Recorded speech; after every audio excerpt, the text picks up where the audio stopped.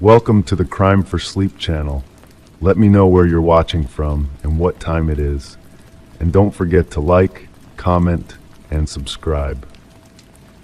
Story 1. The building had been condemned for years, its windows shattered and its walls crumbling. But when the inspectors walked through the hallways, they found a perfectly clean apartment. A bed made with fresh sheets, dishes washed and stacked, and a diary left open on the table. The last entry read, "They won't let me leave." I remember the first time I stepped into that apartment. The contrast was jarring, like finding an oasis in the middle of a wasteland. My footsteps echoed through the abandoned hallways of the Westwood apartments, dust dancing in the thin beams of light that managed to break through the boarded windows. The air was thick with the scent of mildew and decay, a building slowly returning to the earth. My name is Detective Morgan Reeves, and I've been with the Cold Case Unit for 15 years now. This case came to us not through violence or bloodshed, but through silence, the troubling absence of closure that sometimes echoes louder than any scream. The building had been scheduled for demolition for months. Built in the 1940s, the Westwood Apartments had once been the pride of Millfield, a small town nestled between rolling hills and dense forests. Time had not been kind to the structure, nor to the town itself. When the paper mill closed in 2008, Millfield began its slow decline, and the Westwood Apartments became just another hollow reminder of better days. As I moved deeper into the building that morning, clipboard in hand, the soft scratch of my pen against paper seemed unnaturally loud. The city inspector who had called us in, a man named Gerald with perpetually worried eyes, kept glancing over his shoulder as we ascended the creaking staircase to the third floor. "It's apartment 3B, he whispered, though there was no need for hushed tones in the empty building. "I've been doing this job for 22 years, and I've never seen anything like it." The door to 3B was unlike the others. While neighboring entrances showed signs of weather damage or vandalism, this one appeared recently painted, a soft shade of blue, like a robin's egg. The brass numbers gleamed as if polished that very morning. When Gerald unlocked the door, the hinges moved without a sound.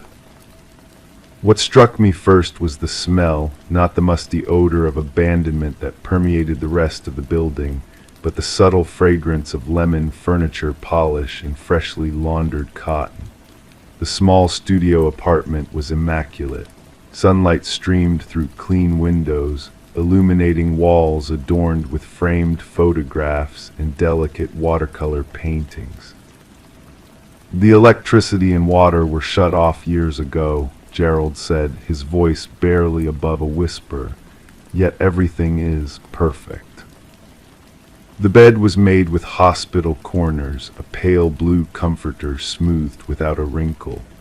A small dining table held two place settings, the silverware aligned with mathematical precision. And there, in the center of the table, lay an open diary bound in worn red leather. I approached slowly, my training cautioning against disturbing potential evidence while my curiosity pulled me forward like an invisible thread. The handwriting was neat and controlled, slanting slightly to the right. The final entry, dated just 3 days prior, contained those 7 words that would haunt me for months to come. "They won't let me leave." We found no signs of forced entry, no evidence of squatters or trespassers. The apartment existed in a bubble of impossible maintenance amidst a crumbling structure.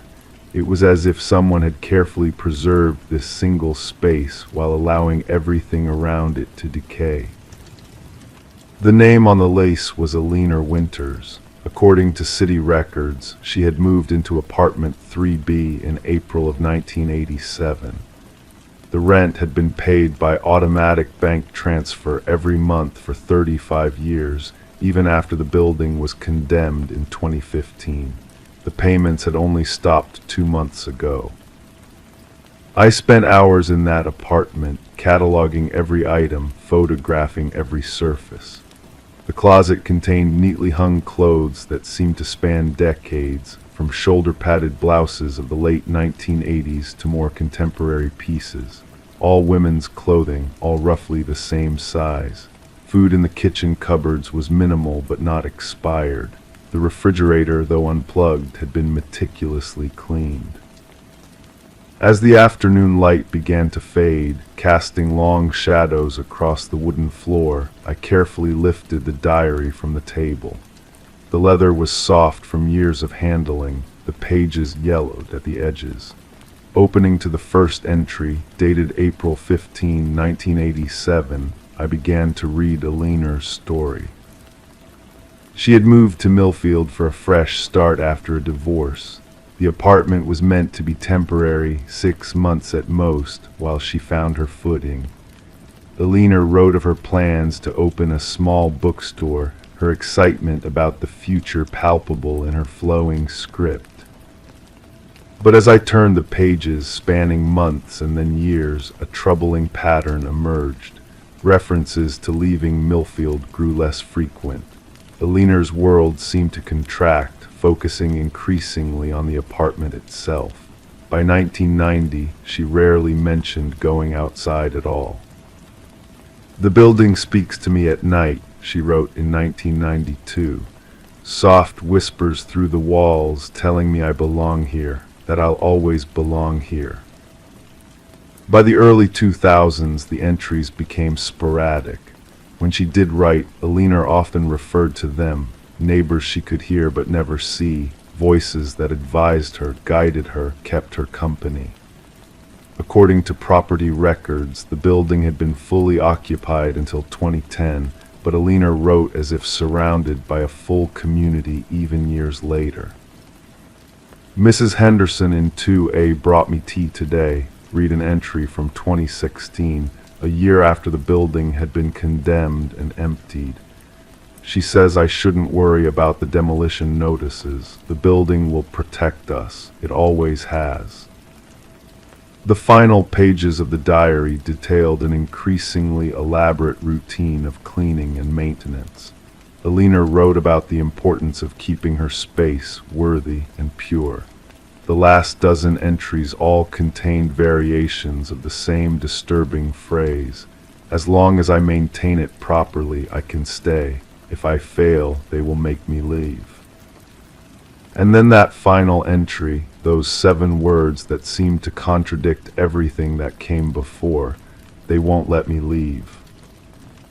We launched a missing persons investigation for Alina Winters, but it yielded few results. Her bank account showed no activity after the final rent payment, no credit card transactions, no phone records. It was as if Alina had simply vanished. A canvass of the neighborhood around the Westwood apartments revealed that few people remembered Alina. An elderly man at the corner grocery recalled a quiet woman who came in monthly for the basics, but he hadn't seen her in years. He had assumed she had moved away when the building was condemned. 3 weeks into our investigation, I received a call from the forensic team. They had completed their analysis of the apartment and found something unusual. The fingerprints throughout the space belonged to at least 3 different individuals, none of whom matched any records in our database. More troubling still, some of the prints had been left in dust that had accumulated after our initial investigation, suggesting someone had returned to the apartment. When I revisited 3B the following day, I found the apartment exactly as we had left it, with one exception. The diary, which had been taken as evidence, was back on the table, open to a new page with a new entry in handwriting I didn't recognize. Alina is safe now. She maintained her space well, and we welcomed her into ours. The next tenant arrives soon. The building must never empty. The demolition of the Westwood apartments was postponed indefinitely due to structural assessment concerns. The official report cited potential historical significance and the need for further environmental impact studies. The real reason, the inexplicable nature of apartment 3B and the disappearance of Alina Winters, remains classified. Sometimes on quiet nights when sleep eludes me, I think about that immaculate apartment in the midst of decay. I wonder about Alina Winters and whether she truly wanted to leave, or if, after all those years, the building had become so much a part of her that leaving was never truly an option. The Westwood apartments still stand on the edge of Millfield, its windows dark except for one on the third floor that sometimes glows with soft light in the early hours of morning. City records now list apartment 3B as unoccupied. But the rent is being paid month after month by automatic transfer from an account that shouldn't exist. And sometimes, when the wind is still and the night is deep, passers-by report hearing the gentle sound of someone climbing, making a space worthy, maintaining what must never be allowed to decay. Story 2. I still remember the weight of the file in my hands that morning. The cardboard was worn at the edges, softened by countless fingers before mine. A thin layer of dust scattered as I placed it on my desk, catching the pale winter light that filtered through the blinds. Detective work is often mundane, endless paperwork, reports, testimonies, but sometimes a case comes along that changes everything. This was one of those. Sarah Winters had walked into the station 3 days earlier. I noticed her immediately, not because she was particularly striking, but because of the peculiar stillness about her. People who come to police stations are usually in motion, anxious pacing, fidgeting hands, darting eyes. Sarah just stood there, clutching a plastic evidence bag containing what looked like an old photograph. "I found it in a book," she said when I approached, her voice barely above a whisper. "A book I bought at a garage sale last weekend on Maple Street." The photograph itself seemed unremarkable at first glance. A child's bedroom captured in the soft grain of what appeared to be 80s film stock, pink wallpaper with small white flowers, a wooden dresser with a jewelry box, a window with lace curtains, and in the center a small bed where a little girl slept, her dark hair spread across the pillow, one arm dangling toward the floor. "This is me," Sarah said, her finger hovering over the sleeping child. "This is my bedroom when I was about 7 years old." I looked up at her, waiting for more explanation, wondering why this warranted police attention. "The photograph was taken from inside my closet," she continued, "and the date on the back is May 12, 1975. A slight chill worked its way up my spine as she turned the photograph over. The date was there, written in faded blue ink. "I wasn't born until 1982, she said. The soft ticking of the wall clock seemed to grow louder in the silence that followed.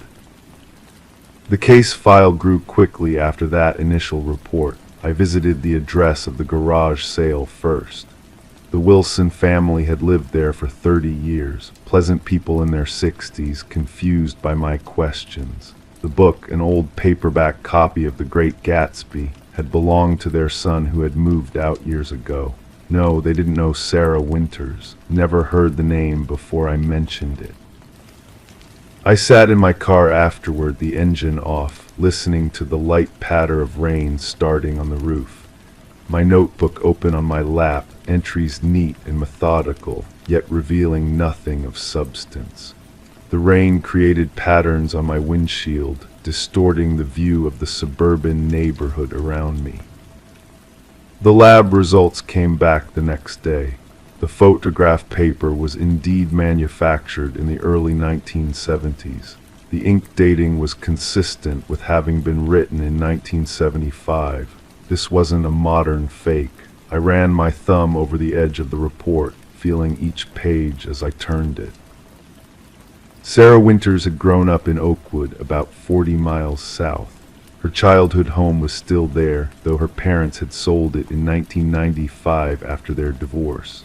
I drove there on a Wednesday afternoon, the sky a flat gray ceiling above the rolling hills. The house looked smaller than in the photograph Sarah had shown me from her family album, a modest two-story with blue siding and white trim. The current owners were a young couple with a toddler. They were hesitant at first, standing in their doorway with arms crossed, but curiosity got the better of them. Yes, I could see the bedroom. It was their son's room now. Climbing the stairs, I felt a strange weight in my chest. The hallway was lined with framed family photos, smiling faces that had nothing to do with Sarah Winters or the mystery I was trying to solve.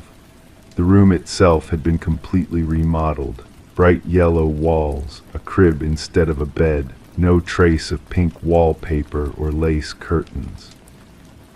"The closet," I said, my voice oddly tight. "May I?" The closet was small, just deep enough for a row of tiny hangers holding colorful children's clothes. I stepped inside, turning to face the room, and felt a distinct unease settle over me. This was the exact angle from which the photo had been taken. Someone had stood right here in this closet, watching a 7-year-old Sarah sleep, 7 years before she was born. I returned to the station and spent hours searching through old records. Sarah's mother had grown up in Oakwood. The house had belonged to Sarah's grandparents before her parents moved in shortly after marrying in 1980. Prior to that, from 1973 to 1979, it had been rented to a family named Carver. The Carvers had a daughter named Elise who would have been 12 in 1975. Elise, who had died in a car accident along with her father in the winter of 1979. I found a school photograph of her in the archives, dark hair, serious eyes, a slight resemblance to Sarah that made me pause, the old photograph paper slightly rough beneath my fingertips. I visited county records next, the basement room smelling of old paper and dust. The fluorescent lights hummed overhead as I carefully turned the pages of birth certificates and family histories. Sarah's maternal grandmother had been born Catherine Carver before marrying into the Winters family, a distant relation to the Carvers who had rented the house, perhaps a second or third cousin. The connection was tenuous but there. That evening I sat at my desk long after the others had gone home. The building settling into silence around me, just the occasional creak of old pipes and the soft whir of the computer fan. The photograph lay before me, Sarah's sleeping form captured in that moment from decades ago, from before she existed. I turned it over again, studying the handwriting on the back. The date, yes, but something else in the corner that we had initially missed. Under certain angles of light, there was a faint impression, words written and then erased, still visible as slight indentations in the paper. Using a pencil, I gently shaded over the area, revealing a message. She has her eyes. The next day, I drove to the nursing home where Catherine Winters now lived. Age had bent her small frame, but her eyes were sharp as they fixed on me from her armchair by the window. The room smelled of talcum powder and the faint antiseptic scent common to all such facilities. "I never thought anyone would find that photo," she said before I even explained why I was there. Her hands trembled slightly as she reached for the glass of water on her side table. "I put it in that book years ago and sold it at a church sale. Thought it would be gone forever." The confession came slowly, between long pauses where she seemed to drift into memories. How she had been in love with Daniel Carver in her youth, before he married another woman. How she had maintained that secret love even after her own marriage. How she would sometimes go to the house when she knew Daniel's wife was away, using the key she had secretly copied. Elise looked so much like her father, Catherine whispered, tears gathering in the corners of her eyes. I just wanted something of his to keep. I took the photo while she slept. Years later, when the Carvers had died and the house became available, Catherine had convinced her daughter and son-in-law to buy it. Sarah had been born and raised in the same room where Elise had slept, the same room Catherine had entered that night in 1975. She has her eyes, Catherine repeated the words from the back of the photograph. When Sarah was born, all I could see was Elise. It was like she had come back. I left the nursing home as the sun was setting, casting long shadows across the parking lot. The case file was closed the next day. No crime had been committed, nothing we could prosecute after all these years anyway. Just a strange, sad story of obsession and grief. Sarah Winters came to collect the photograph a week later. She stood in front of my desk, still with that same peculiar stillness about her. "Did you tell your grandmother you found it?" I asked. "Yes," she said softly. She cried. As she turned to leave, photograph in hand, I noticed something I hadn't before. In the right light, at the right angle, Sarah's eyes did have a remarkable quality to them. Dark and serious, like those of a girl in a school photograph from 1975, a girl who had died years before Sarah was born. Sometimes I still think about that photograph when I'm working late. The image of a child sleeping, unaware of being watched, the closet door slightly ajar, the date on the back that shouldn't have been possible, and I wonder about the strange connections that bind us to places and to people we've never met, the persistent echoes of those who came before us, reaching forward through time in ways we might never fully understand. Story 3. I've been with the department for 23 years now, and certain cases have a way of lingering in your consciousness like a half-remembered dream. This is one of those cases, the kind that makes you question the boundaries between coincidence and calculation, between ordinary neighborliness and something far more sinister.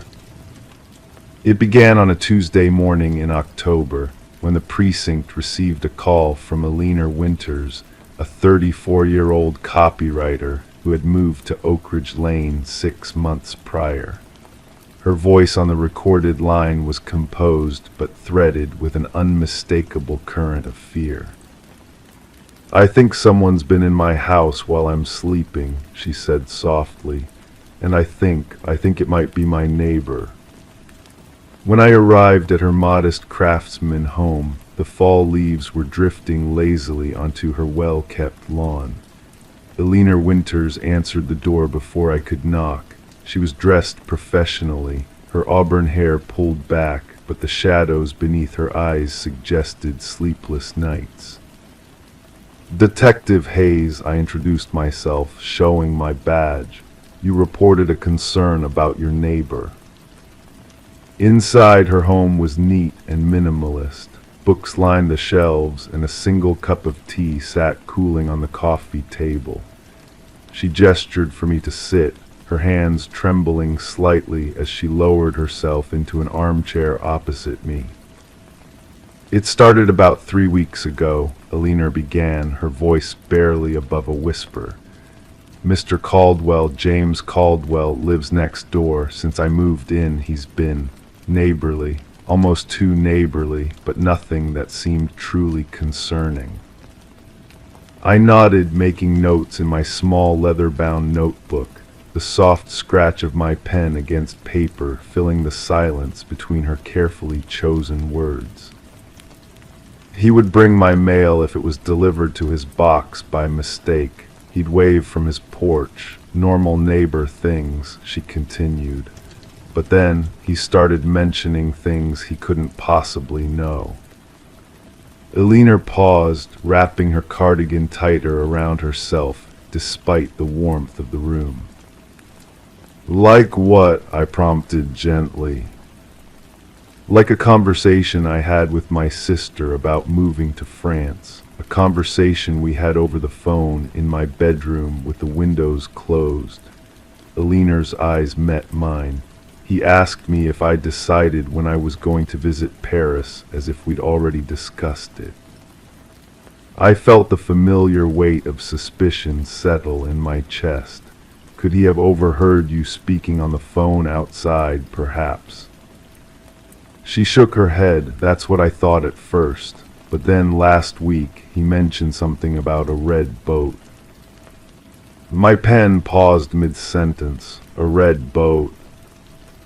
I had a dream about being on a red boat. It was vivid. I remember the way the boat rocked gently on dark water, how the crimson paint was peeling near the bow. But it was just a dream. Elinor's voice had dropped even lower. I never told anyone about it. And Mr. Caldwell mentioned this boat specifically. He asked if I'd ever gone sailing again, said I seemed to enjoy it in the red boat. Her fingers traced invisible patterns on the arm of the chair. When I asked him what he meant, he just smiled, and then he said, "You talk in your sleep, but not when you're alone." The quiet of the room seemed to deepen, the ticking of a wall clock suddenly more pronounced. I felt a chill that had nothing to do with the temperature. After he said that, did you notice anything else unusual? Any signs of entry into your home? Elinor shook her head slowly. No, nothing obvious. My locks are secure. Nothing's missing. I've started sleeping at my sister's place some nights, but she hesitated. The thing is, detective, sometimes I wake up feeling like someone's been watching me, and once I found my bedroom window unlocked, though I'm certain I locked it. I spent the next hour examining her home. The windows were all standard issue, with simple locks that could potentially be jimmied open with minimal effort. Her back door had a deadbolt, but the frame showed slight signs of wear, nothing conclusive, but enough to warrant concern. When I walked next door to interview James Caldwell, I was met with polite cooperation that bordered on eagerness.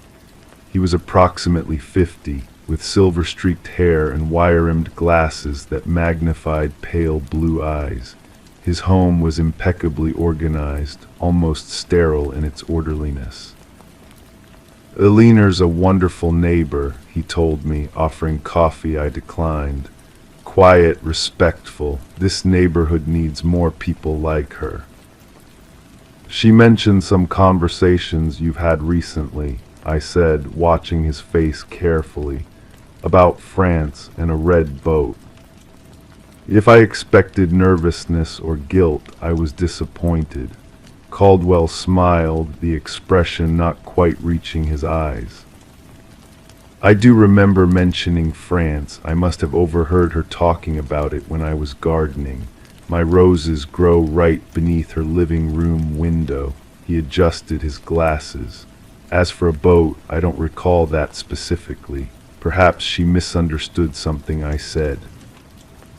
There was no obvious lie to detect, yet something in his manner, a stillness, a careful precision to his words, raised my internal alarms. "Mr. Caldwell, where were you last night between midnight and 5 a.m.? "Sleeping, detective. I take a prescription for insomnia. Once I'm asleep, I'm out until morning." He gestured to a medication bottle visible on his kitchen counter. "You're welcome to check the prescription date. I had it filled last week." I left with more questions than answers. A background check on James Caldwell revealed nothing suspicious.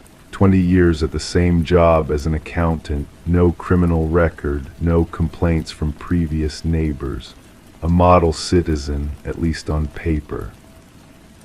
Over the next 2 weeks, I had officers drive by Elinor's house during night shifts. We installed a basic security camera on her back porch. Elinor began keeping a detailed journal of her dreams and any interactions with Caldwell.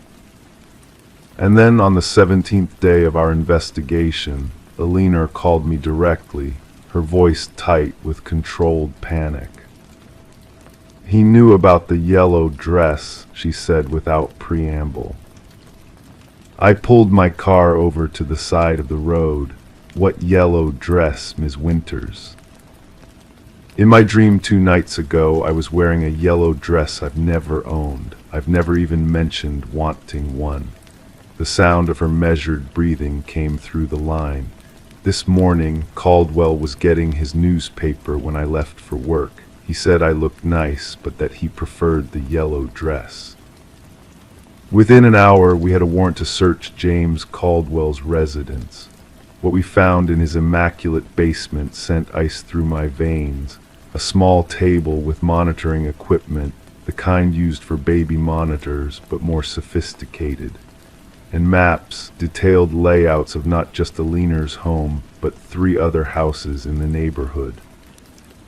In a locked filing cabinet, we discovered journals spanning 5 years, detailing the dreams, habits, and private conversations of over a dozen women who had lived in a Leaner's house or the surrounding homes.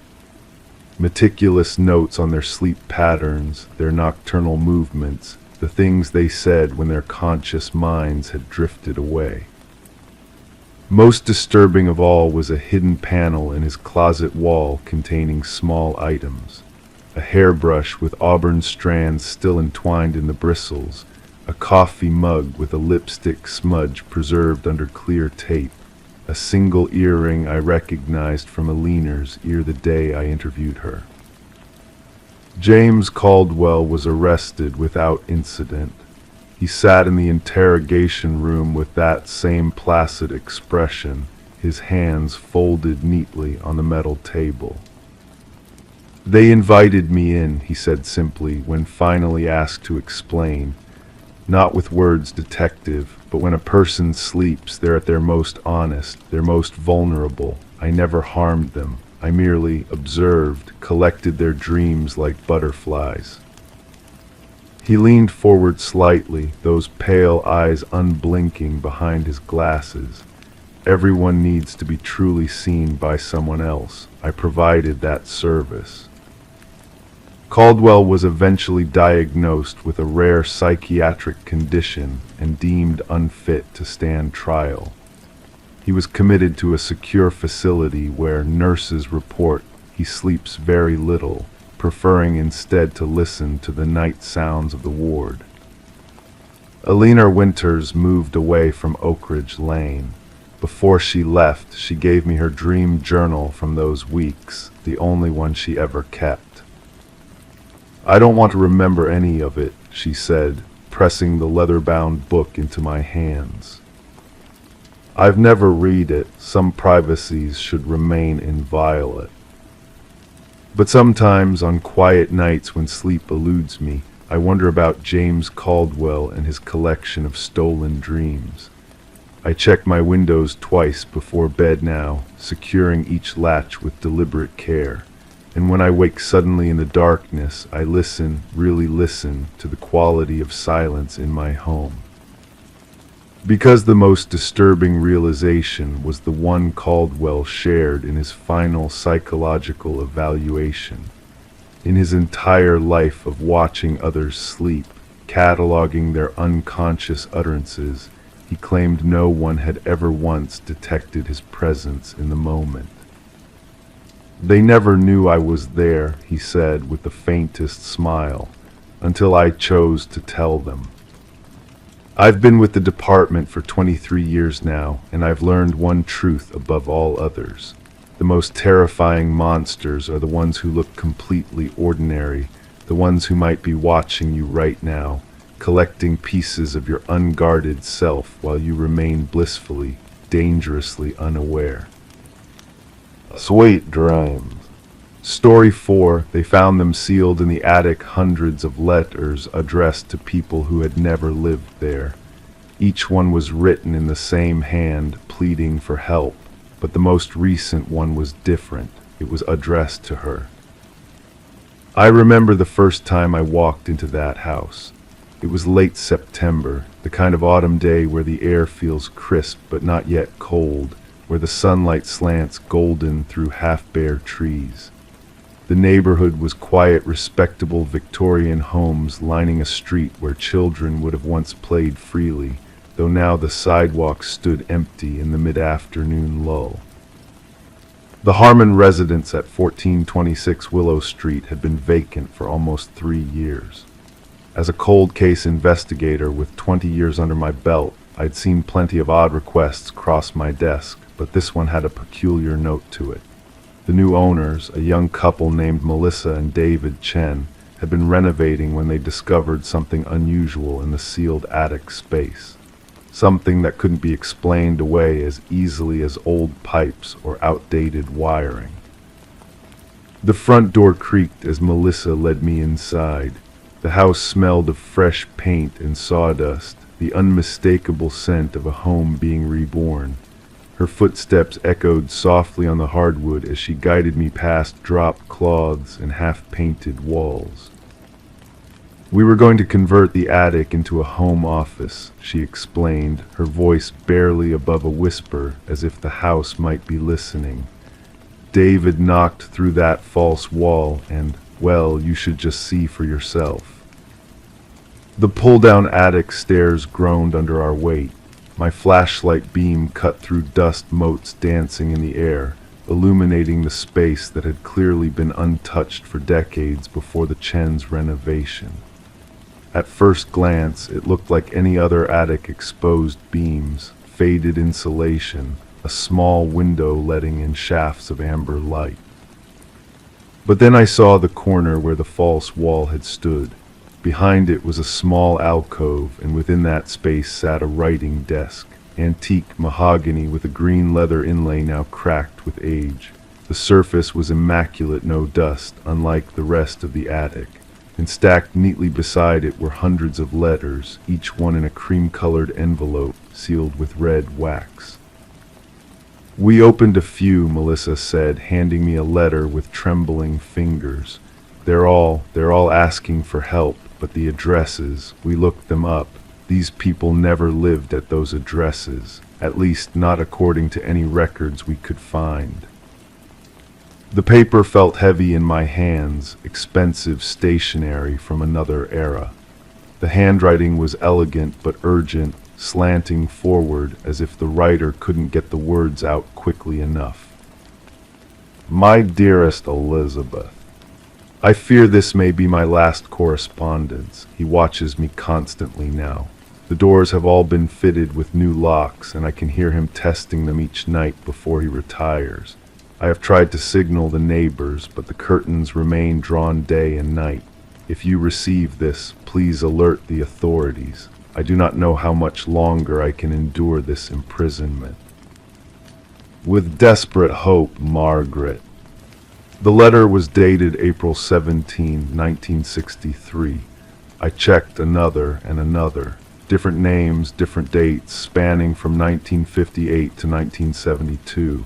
But always the same handwriting, always the same desperate tone, always the same plea for help. This is what made us call you, Melissa said, reaching for a letter set apart from the others. This one was on the desk, not in the stack. The ink was still fresh when David found it 3 days ago. The envelope she handed me was different, modern, store-bought, but the red wax seal matched the others precisely. And unlike the others, it was addressed simply to Mrs. Melissa Chen, 1426 Willow Street. I carefully broke the seal and removed the single sheet of paper inside. The handwriting matched exactly the letters from decades ago. My dearest Melissa, you have found my letters at last. For 50 years I have waited for someone to hear me. He told me no one would ever find them, my secret messengers of hope. Raymond thought he had silenced me forever when he sealed up this room with me still inside it. But I knew someday someone would hear my story. Look beneath the floorboards under his bed. That's where you'll find me. With eternal gratitude, Margaret Harmon. I felt a chill run through me that had nothing to do with the autumn air seeping through the attic window. Melissa's face had gone pale. "The main bedroom," she whispered. "We've been sleeping in the guest room during renovations. We haven't touched the main bedroom floor yet." Hours later, I stood watching as the forensic team carefully removed the floorboards in what had once been Raymond and Margaret Harmon's bedroom. The house had passed through 4 owners since the Harmons, none of whom had apparently renovated this particular room. County records showed that Raymond Harmon had reported his wife missing in 1972, claiming she had left him for another man. With no evidence to suggest otherwise, the case had been closed after a cursory investigation. The beam of a powerful flashlight illuminated the crawl space beneath the floor, and there, wrapped carefully in what appeared to be a bedsheet, were human remains. A thorough search would later reveal a gold wedding band engraved with the initials MH. In the days that followed, we pieced together Margaret Harmon's story. She had been a writer, a promising novelist whose career had been cut short by marriage to Raymond, a controlling man who gradually isolated her from friends and family. Neighbors remembered her as quiet, rarely seen. Raymond had told everyone she'd run off with her publisher. No one had questioned it. But Margaret had found her voice in those letters, hundreds of them, written over years of imprisonment in that sealed attic room. She had no way to send them, of course. Raymond had made sure of that, but she wrote them anyway, perhaps clinging to the hope that someday someone would find them. As for the final letter, the one addressed to Melissa, I have no explanation that would satisfy the scientific mind.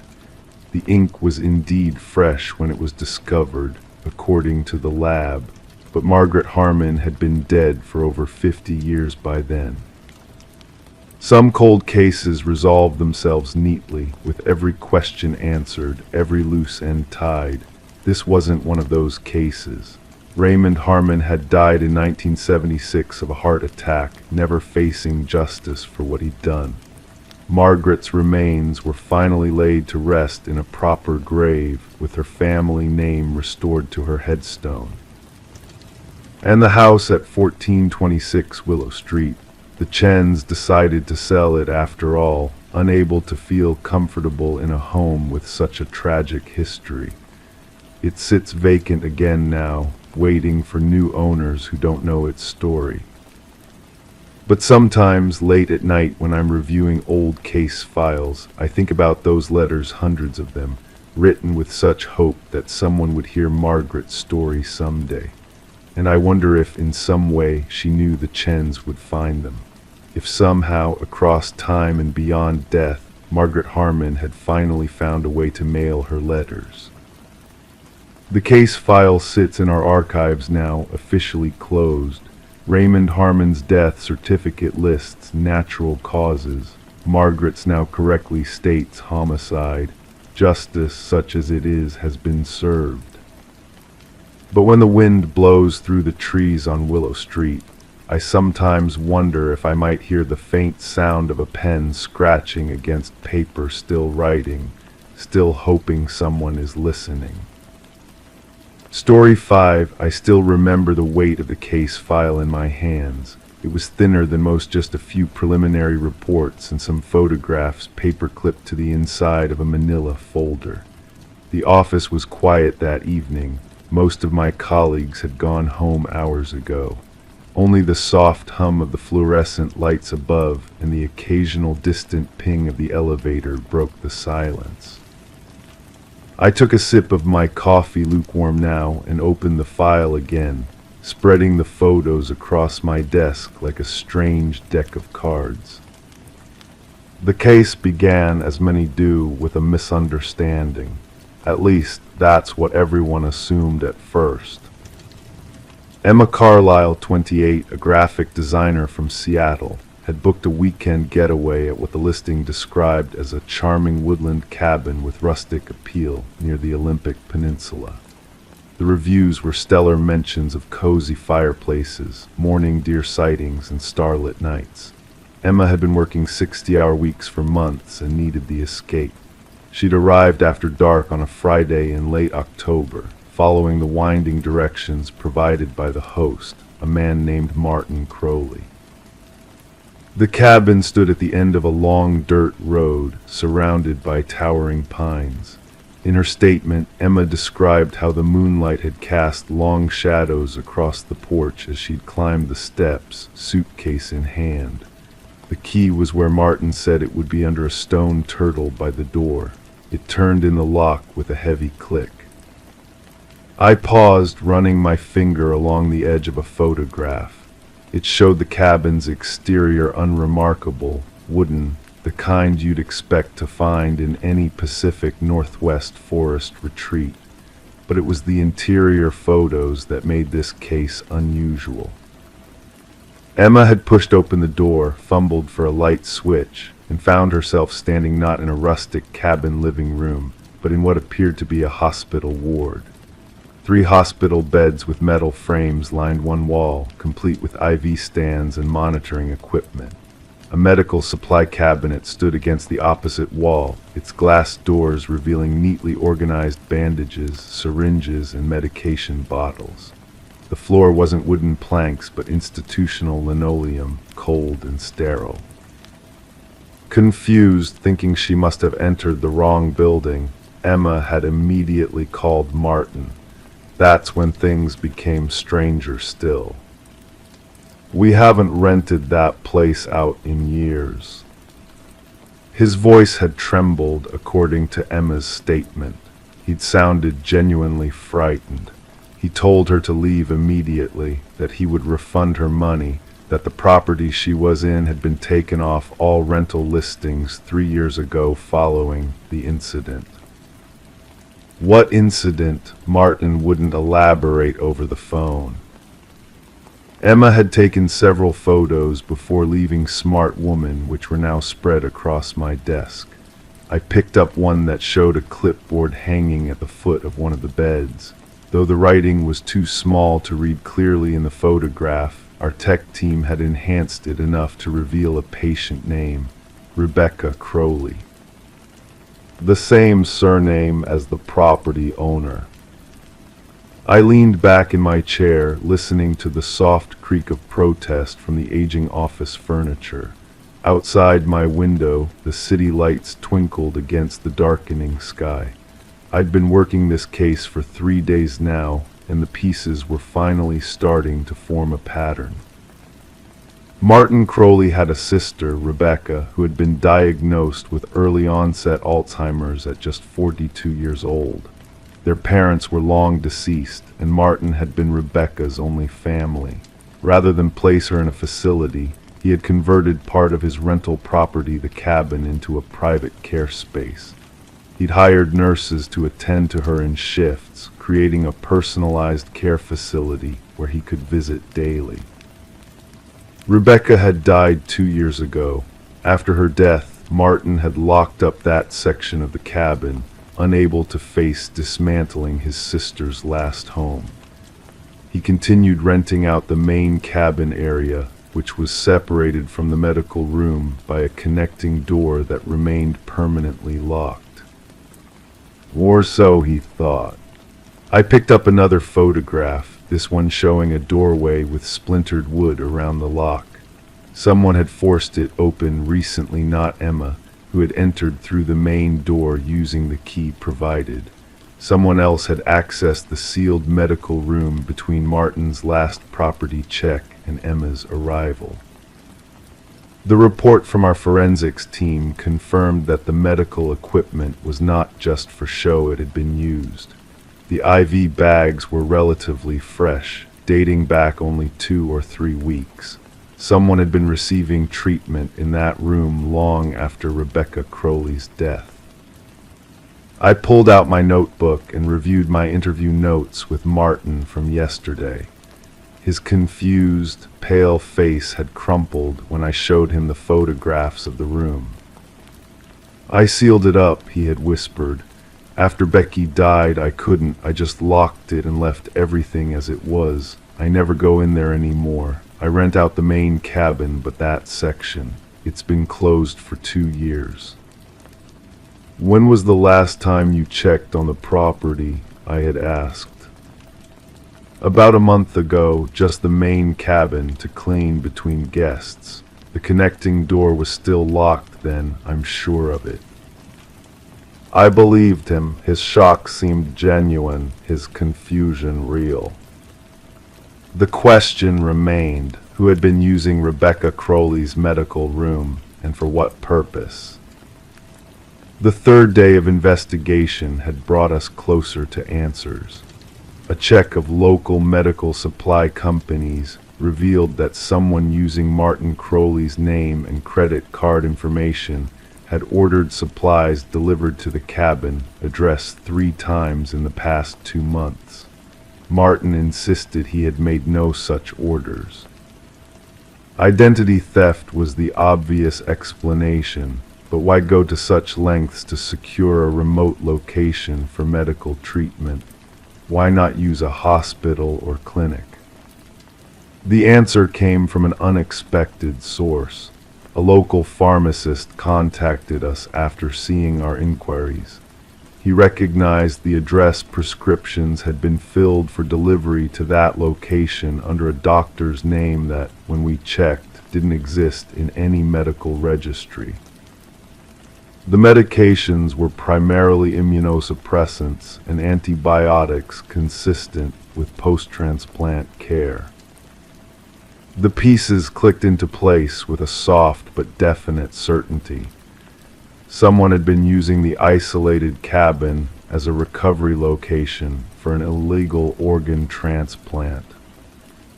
I shuffled through the photos again until I found the one showing the small bathroom attached to the medical room. Our forensics team had found traces of blood in the shower drain, not enough to suggest violence, but consistent with surgical aftercare. The shower had been meticulously cleaned, but microscopic evidence remained. We were dealing with an organ trafficking operation sophisticated enough to steal identities, order medical supplies, and perform transplants outside of the hospital system. The cabin's isolation made it perfect. No neighbors to notice comings and goings, no questions about medical equipment deliveries to a rural address. What we didn't know yet was the identity of the patient, the surgeon, or how many transplants had been performed in that makeshift operating room disguised as a memorial to a loved one's care. Emma Carlyle's wrong turn into the cabin that night had inadvertently exposed an operation that might have continued undetected for months. I gathered the photos and slipped them back into the file, my mind turning over next steps. We would need to set up surveillance on the property, track the supply deliveries, identify everyone involved in this shadow medical network.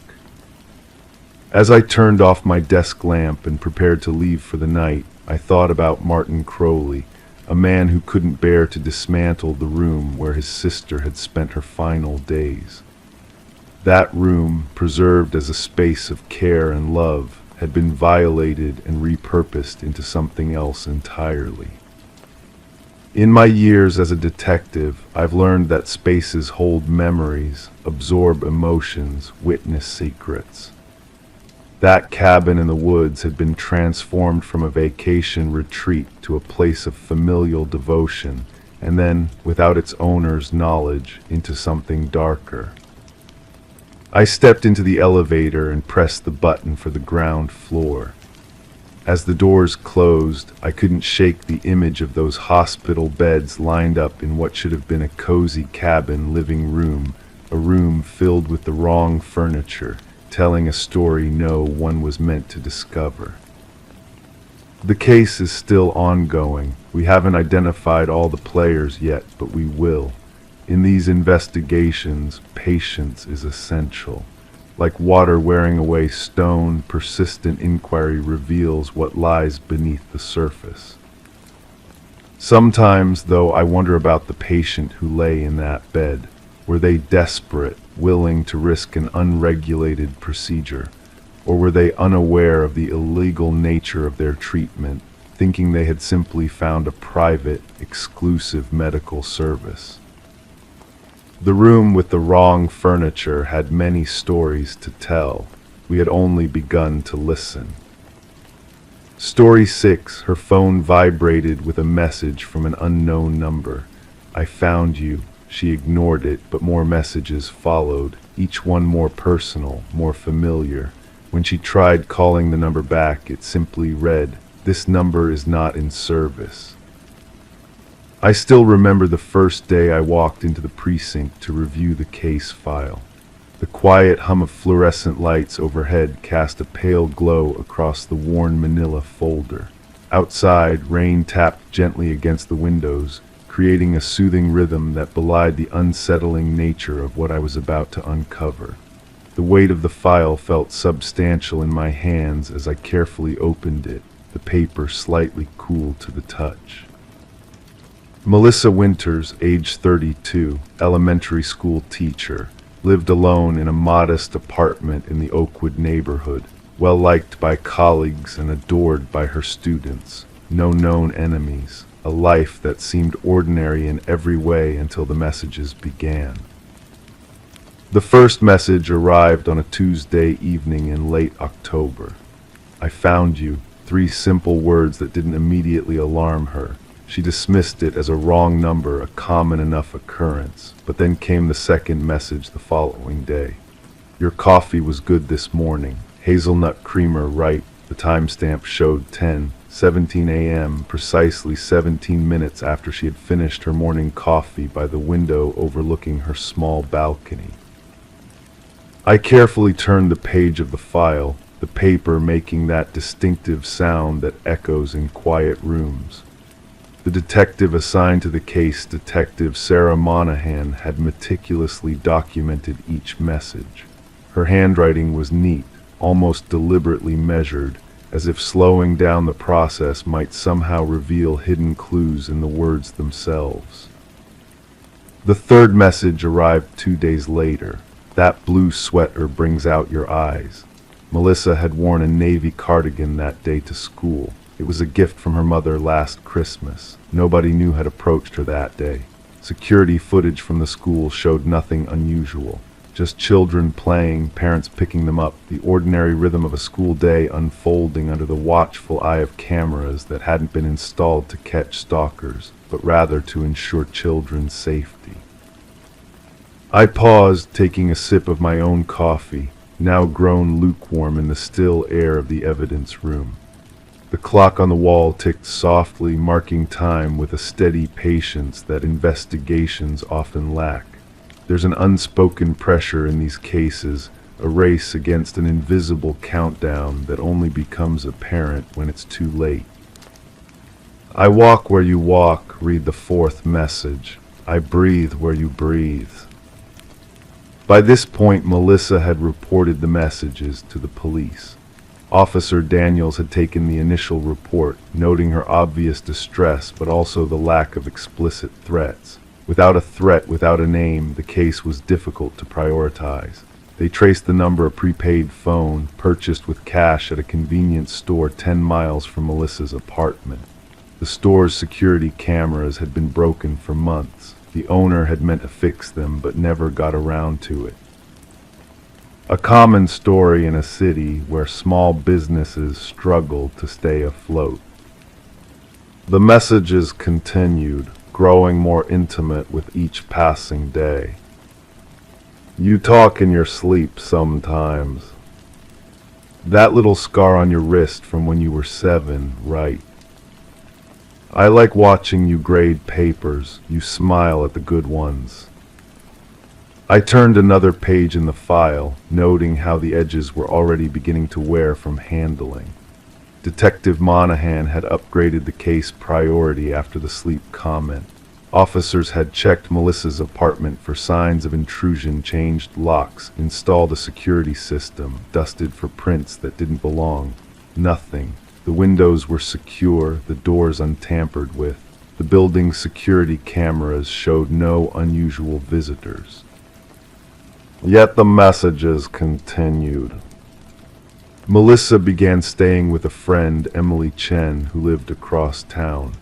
She didn't tell anyone where she was going, not her colleagues, not her family. She called in sick to work, a simple precaution recommended by Detective Monahan, distance and anonymity as a shield.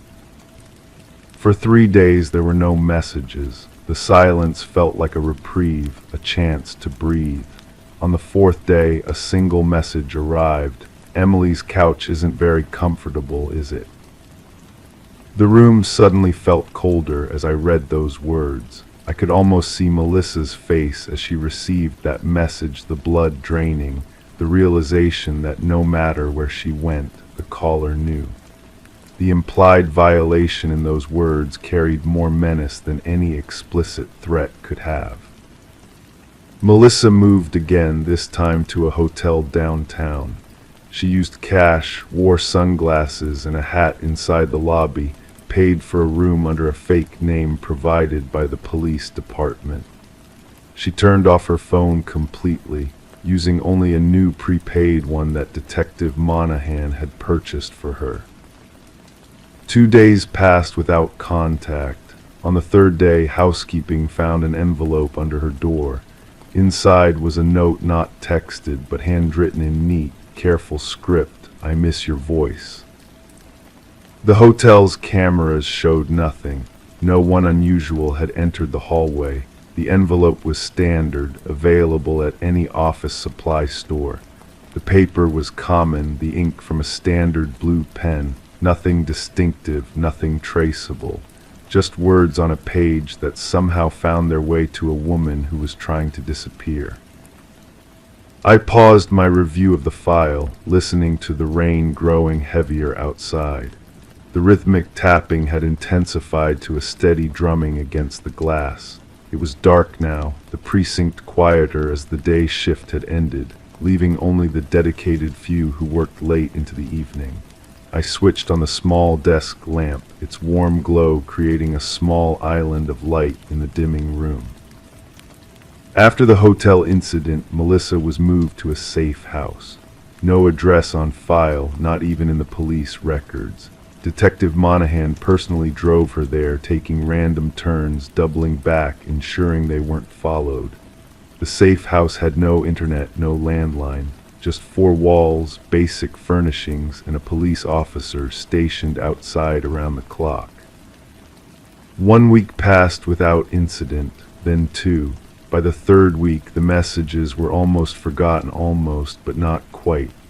The kind of thing that wakes you in the small hours, that makes you check the locks twice before bed.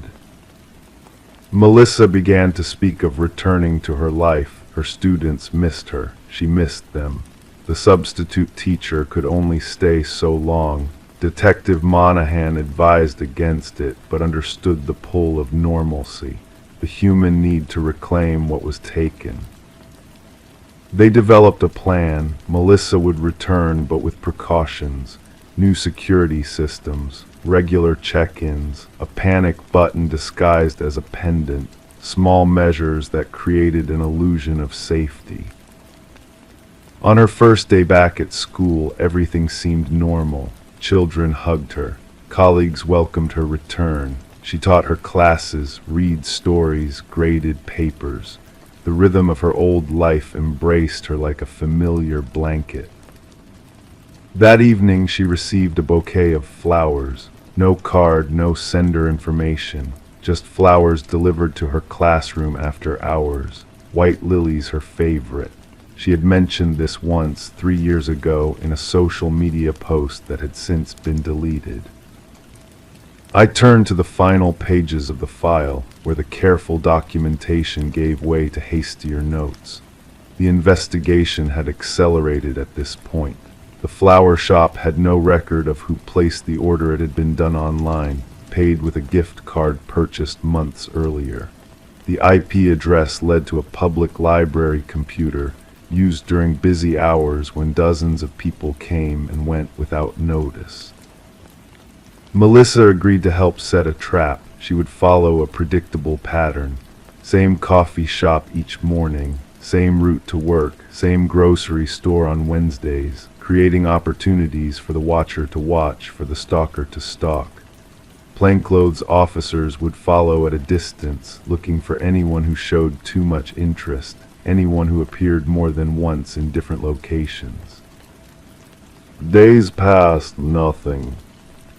Then on a Thursday afternoon, as Melissa walked from school to her car, her phone vibrated. A new message from a new unknown number. Look up. She did. Across the street stood a man, phone in hand, watching her. Their eyes met for just a moment before he turned and walked away. Officer Reynolds, positioned near the school entrance, pursued but lost him in the crowded shopping district 2 blocks away. The description was vague: average height, brown hair, jeans, and a dark jacket. A face that could belong to anyone.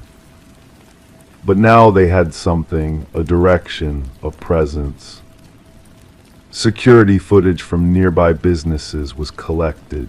Hours of video showing hundreds of people passing by. Detective Monahan and her team reviewed it frame by frame, looking for the same face in different locations, different days, looking for the watcher. On the 5th day of review, they found him, not just once, but 7 times over the past month, standing at a bus stop across from Melissa's apartment building, sitting in the coffee shop while she graded papers, walking 3 people behind her on her way to work, never approaching, never engaging, just watching, just present. Facial recognition gave them a name: Thomas Larson. No criminal record, former IT specialist, no known connection to Melissa Winters.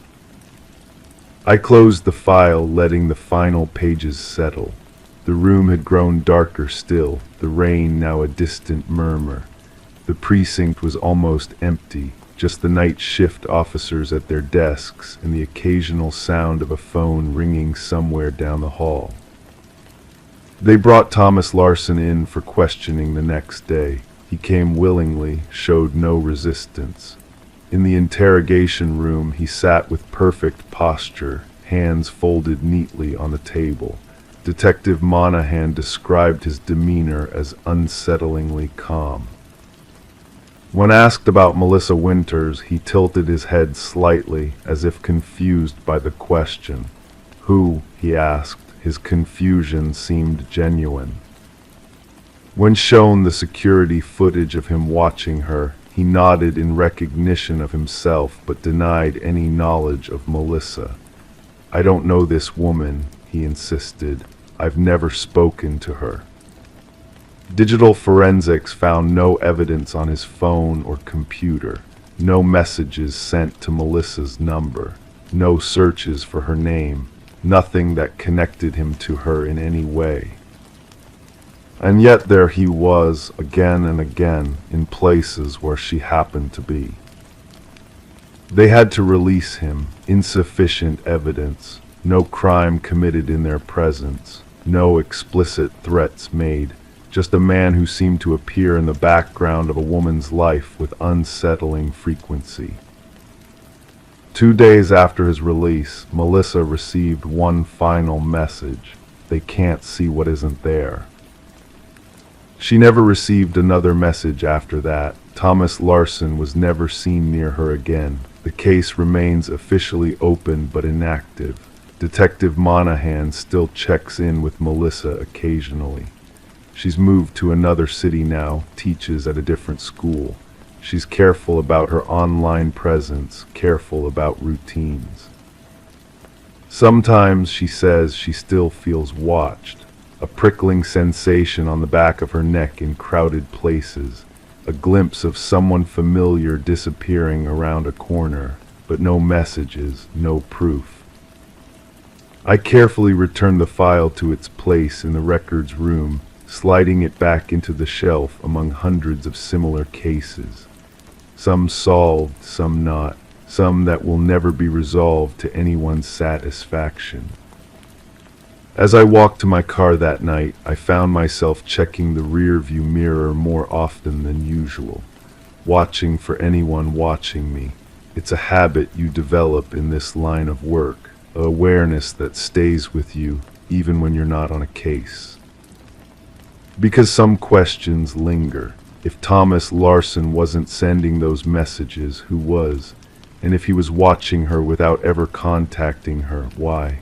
What connection existed between them that left no trace, no evidence, nothing but the undeniable fact of his presence in the background of her life?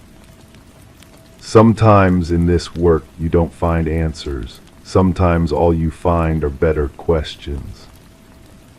And sometimes on quiet nights when I can't sleep, I wonder if someone is watching me too. Story 7. The light filtering through the dusty Venetian blinds cast long, thin shadows across the worn carpet of room 304. I stood in the doorway, my notepad already open, pen poised above the blank page. 23 years as a detective, and still, each new case brought that familiar tightness in my chest, a mixture of anticipation and dread. "And you're certain no one was registered to this room?" I asked, my voice deliberately low and measured. The hotel manager, Grayson, according to his brass name tag, shifted his weight from one foot to the other, the floorboards beneath us creaking softly. "Absolutely certain, detective. Room 304 hasn't been booked for almost 3 weeks. We've been renovating the east wing, so we've kept this section offline in our system." I nodded slowly, letting my gaze travel across the peculiar scene before me. The bed was made with military precision, corners tight, pillows perfectly aligned. A leather toiletry bag sat on the bathroom counter, its contents neatly arranged. Razor, toothbrush, cologne in a crystal bottle that caught the afternoon light. A charcoal suit hung in the closet, freshly pressed. But it was the leather-bound journal on the nightstand that had prompted today's call, open as if inviting a reader. "Tell me about the maid again," I said, finally stepping fully into the room. The air felt different here, still and expectant, like the pause between heartbeats. "Maria Delgado, been with us 8 years, impeccable record." Grayson remained in the doorway, reluctant to enter. "She came in this morning for routine cleaning, found all this." His hand gestured vaguely at the immaculately kept room. "And the journal." Grayson swallowed audibly. "She said she only read the last page. That's when she called me. I took one look and contacted your department." I approached the nightstand, the carpet muffling my footsteps. The journal's pages were cream-colored, expensive. The handwriting was precise, almost architectural in its formation. I didn't touch it yet, instead taking in the words from where I stood. 7:15 a.m. She arrives, always punctual, keys jingling at her hip. Takes the service elevator to the 4th floor first, works her way down. 8:22 a.m. Knocks 3 times, always 3, before entering a room, even when she knows it's empty. 9:46 a.m. Hums while changing linens. Today it was something by Sinatra. Yesterday, something I didn't recognize. The entries continued, detailing Maria's movements with unsettling precision. Day after day, time-stamped observations. And then on the final written page, the words that had sent a chill through her. She's reading this now. "Who found the journal first?" I asked. "Maria, she said it was open to that page when she entered." I pulled latex gloves from my pocket and slipped them on with practiced ease. The snap of the material was the only sound in the hushed room. "No one else has touched anything." "No, Detective Wells." We secured the room immediately. I carefully lifted the journal, feeling its weight, the weight of obsession. Flipping back through the pages revealed 6 weeks of entries. 6 weeks of someone watching Maria Delgado's every move. Someone who, according to hotel records, didn't exist. "I need to see your security footage," I said, all of it going back 2 months. The security office was in the basement, a windowless room humming with electronics. The night manager, Chen, operated the system with efficient keystrokes. "We only keep 4 weeks of footage," he explained, fingers dancing across the keyboard. "Anything older gets overwritten automatically." I leaned forward, eyes fixed on the monitor, as he pulled up footage of the hallway outside room 304. For 3 weeks exactly, as Grayson had said, no one entered except housekeeping. Before that, a succession of ordinary guests staying 1 or 2 nights each. "Can you check the stairwell cameras?" I asked, "and the service elevators?" Hours passed as we reviewed footage. My eyes burned from the screen glare, but something wasn't adding up. The room contained personal items, evidence of extended occupation, yet the cameras showed nothing. "What about blind spots?" I finally asked. "Areas the cameras don't cover." Chen hesitated. "There's a service corridor that connects to the laundry room. Staff use it to move between floors without disturbing guests. It's not monitored." "Show me." The corridor was narrow, poorly lit, with doors leading to maintenance areas and storage. One such door, Chen explained, could access the wing containing room 304, bypassing the main hallway entirely. "Who has access to this corridor?" "All staff, housekeeping, maintenance, kitchen runners."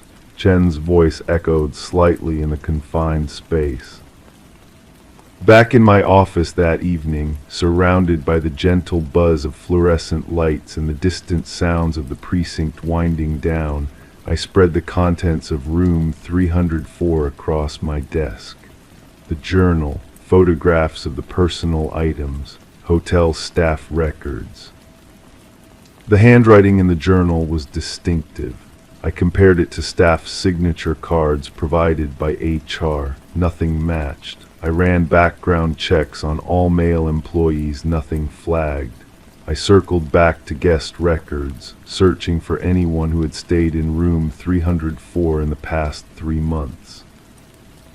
One name kept appearing, Alan Mercer. Every few weeks, a one-night stay. Always room 304 specifically requested. Always paid in cash. No digital footprint, no social media. The driver's license on file was from out of state, and when I ran it through the system, it came back clean to clean. Perfect record, no tickets, no renewals. I called the number listed, disconnected. The following morning found me back at the Westlake Hotel, this time with Maria Delgado seated across from me in the staff break room. Her hands were wrapped around a coffee mug, knuckles white. "I've been cleaning his room for months," she said, voice barely above a whisper. "Always the same. One night, minimal disturbance, generous tip left on the pillow." "But you never saw him?" I asked.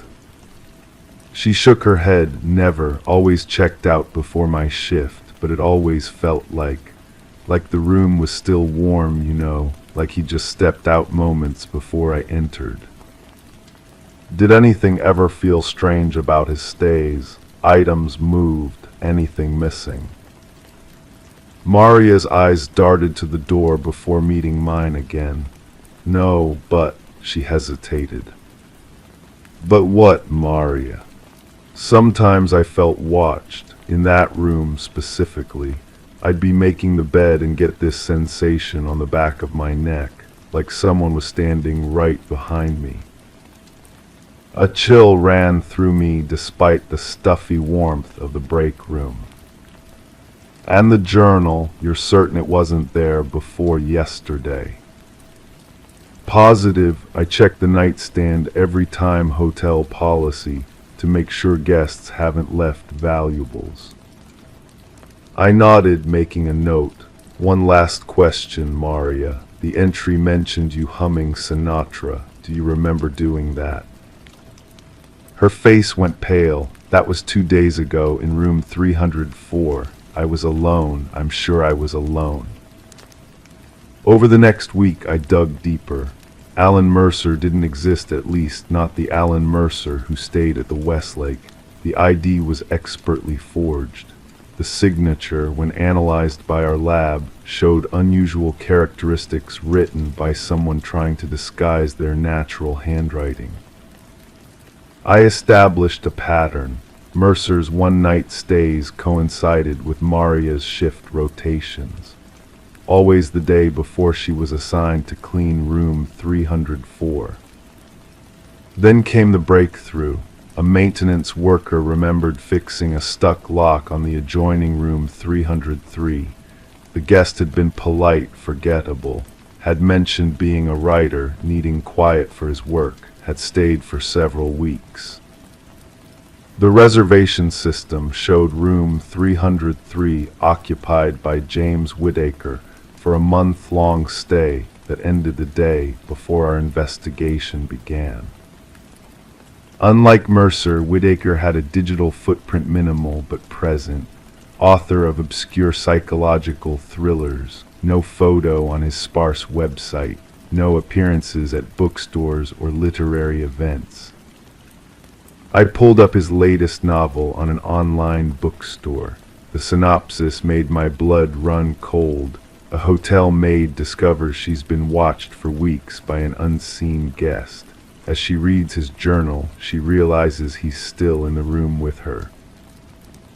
I called the hotel immediately. Room 303, I need to know if anything was left behind, anything at all. 2 hours later, I was looking at photographs taken from inside a vent, the connecting vent between rooms 303 and 304.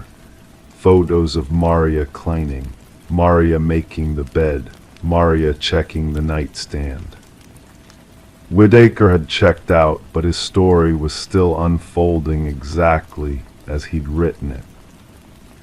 We found him 3 states away, checked into another hotel under a new name, a new maid's schedule taped to his wall, a new journal already half filled with observations. When we entered his room, he looked up from his writing desk, utterly unsurprised. "You're earlier than I expected, Detective Wells," he said calmly. "I had you arriving tomorrow in my draft."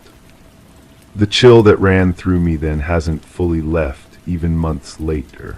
Some nights I still wake up, wondering if somewhere in some hotel room, someone is writing down what I'll do next, wondering if my life is just another draft in someone else's journal.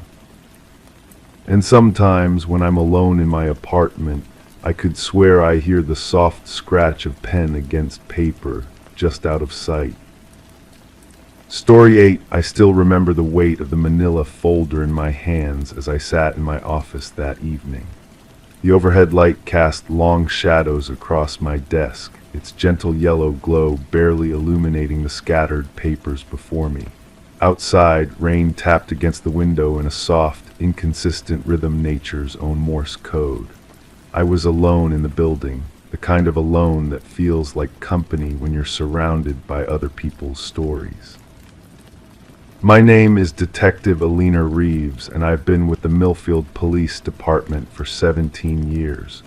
Most cases leave you after a while, fading like old photographs, but some stay with you, nestled in the crevices of your mind, refusing to be filed away. The Harrison case was one of those. It began on a Tuesday in late October. The air had that particular crispness that announces autumn's full arrival when leaves don't just fall but surrender to the season. I was finishing my second cup of coffee when Officer Daniels knocked on my door, a concerned expression creasing his normally placid face. "There's a woman in the lobby," he said quietly. "Says she needs to speak with someone about her son, something about a drawing." In my line of work, you develop a sense for the unusual, for the stories that don't follow familiar patterns. This one registered immediately. I nodded, set down my mug, and followed him down the corridor, our footsteps echoing against the linoleum floor. The woman sat rigidly on one of our uncomfortable waiting room chairs. Her name was Claire Harrison, mid-30s, well-dressed, with the kind of composure that speaks of someone holding themselves together through sheer will. Her hands were clasped tightly around a sketchbook, knuckles white with tension. "Mrs. Harrison," I said, extending my hand. "I'm Detective Reeves. Would you like to come back to my office where we can talk privately?" She nodded without speaking, following me down the hallway. The soft swish of her coat seemed unnaturally loud in the quiet building. Once seated across from me, she finally spoke, her voice steady but thin. "My son Tommy is 8 years old. He's always been artistic, drawing, painting, always creating something." She paused, running her finger along the edge of the sketchbook. 2 days ago, he showed me this.